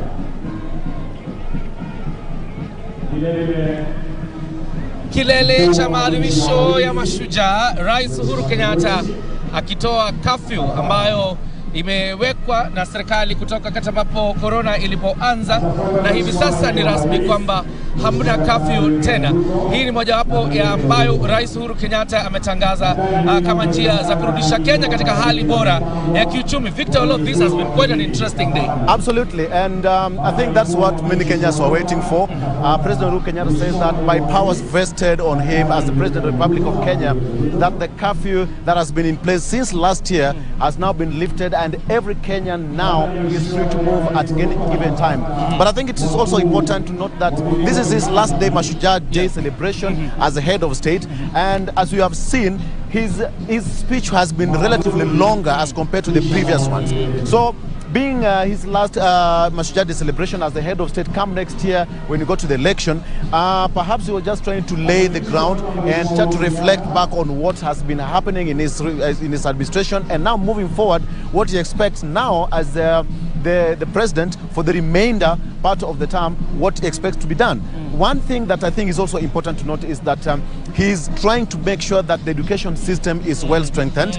Remember, he's also given that directive from the Ministry of Education and Parliament and Ministry of Treasury to make sure that they allocate almost 8 billion shillings. 8 billion shillings for the constructions of more classes and for more kids to go to school and for the transition of the 100% transition. Right. Lakini masuala ambayo rais ameangazia sana ni kuhusu uchumi, kwa sababu wakati ambapo corona ilipoingia hapa nchini ni kwamba uchumi wa Kenya umedorora kwa kiasi kikubwa. Na jambo ambalo ni la muhimu zaidi ni kwa vijana ambao wamekuwa hawana kazi. Kumbuka kwamba kulikuwa na ile program ya kazi mtaani ambayo ilisha mwaka huu, mapema mwaka huu. Rais ameagiza kwamba shilingi bilioni 10 kwamba zikapeanwa ili kazi kwa vijana ama kazi mtaani iweze kurudi, kwa sababu kuna vijana wengi ambao walikuwa wameudhika jinsi ambavyo mpango huu uliisha, na sasa umerudishwa tena, kumaanisha kwamba vijana wataendelea kupata kazi. Kafyu hamna tena, biashara zitafanyika, na zaidi ni kwamba iwapo uko na loan ambayo ni shilingi milioni 5 kurudi chini, ni kwamba sasa benki zimekatazwa kukuweka katika ile orodha ya CRB ambayo inakataza kwamba huwezi kukopa tena. Na kwa hivyo ukifikiria kuhusu sikukuu hii ya Mashujaa Day, ni kwamba Mkenya wa kawaida, hata kama amekuwa kiteseka na kiudhika sana kwa sababu pia ya bei ya mafuta, ni kwamba leo rais ameangazia mambo haya kwa kina, na ni kwamba labda basi wakati inafikia Disemba ni kwamba mambo mengi yatakuwa yamepungua, uchumi kidogo utakuwa umeimarika. Actually, when you look at the whole system, because the economy has been hurting, and he said that he's quite much aware that the curfew that was put in place, the restrictions, the hotel industry, and many other sectors of the economy, because of the curfew and all the restrictions were put in place for the containment measures. But now moving forward, we hope that that the economy is going to widen up, is going to open up, but it's also called upon the health sector to make sure that all the vaccination process continue as fast as possible, so that the 10 million target that they were targeting by end of December is achieved. So even you as a Kenyan, make sure that before you go out there to start enjoying your freedom, so to speak, make sure you get vaccinated. That is important. But if you have been vaccinated, make sure that you still keep the distance, the social distance, so that the spread of the coronavirus is controlled once and for all. So I think it's going to be a very good moment for Kenya to celebrate moving forward. Absolutely. For watching us from morning up to now, we want to thank our viewers on this platform that we have been live right from Kirinyaga,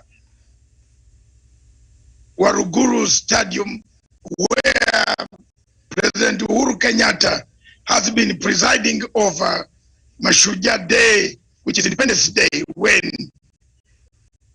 our liberators managed to do away with colonialism.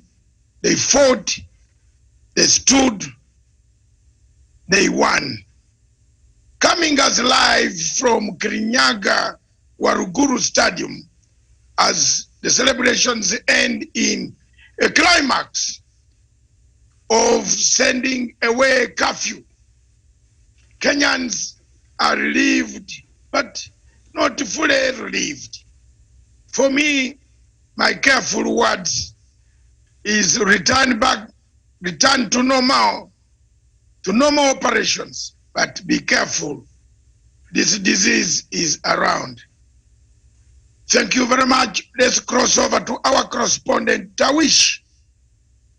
If you are on standby before we close down, there's nothing much to say other than you tell us the atmosphere, what is coming up there on right where you are in Kirinyaga. How are you, Tawish?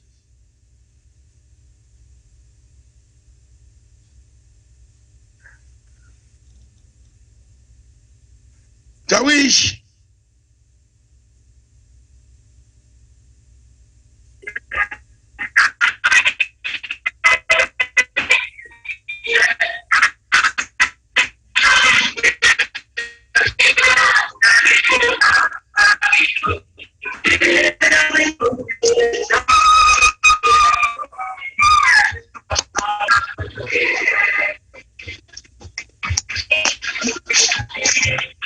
Yes, Tawish.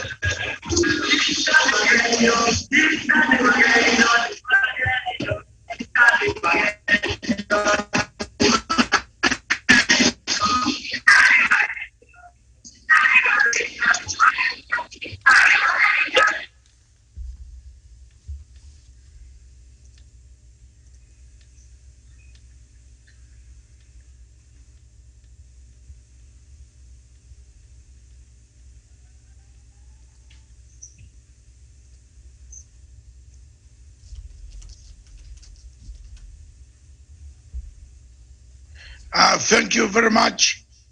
I think we might not be able to get it a wish.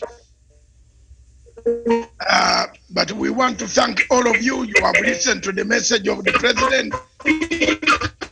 No territory will be surrendered, not an inch at all. So many things that the president has done, which we shall analyze tomorrow and Friday from his speech. Good words for contractors, local contractors in local locations to build schools so that money goes into their accounts. That is a very, very good venture. And I'm very, very pleased as a person right now to make sure that people earn a living.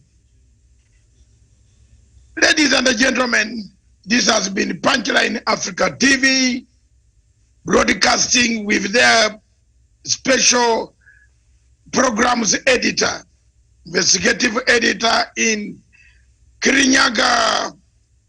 Back to the studio. Thank you very much, all of you who have been with us, standing by us from morning as early as 4 a.m.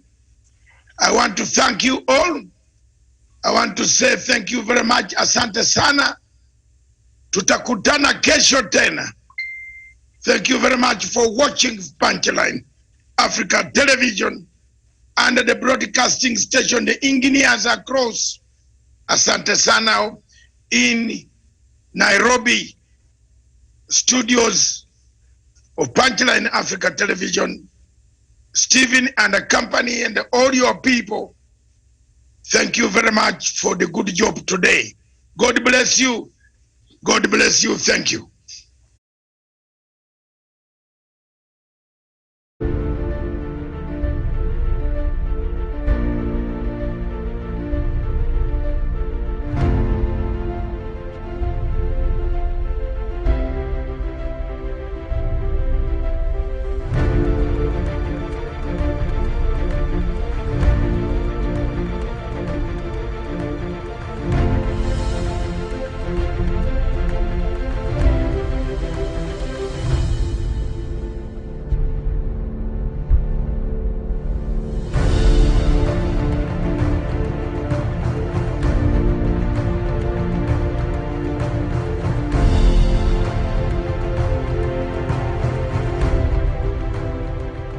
Peace must be our goal and our guide. And all that we strive for as a human family, dignity and hope, progress and prosperity, depends on peace. But peace depends on us.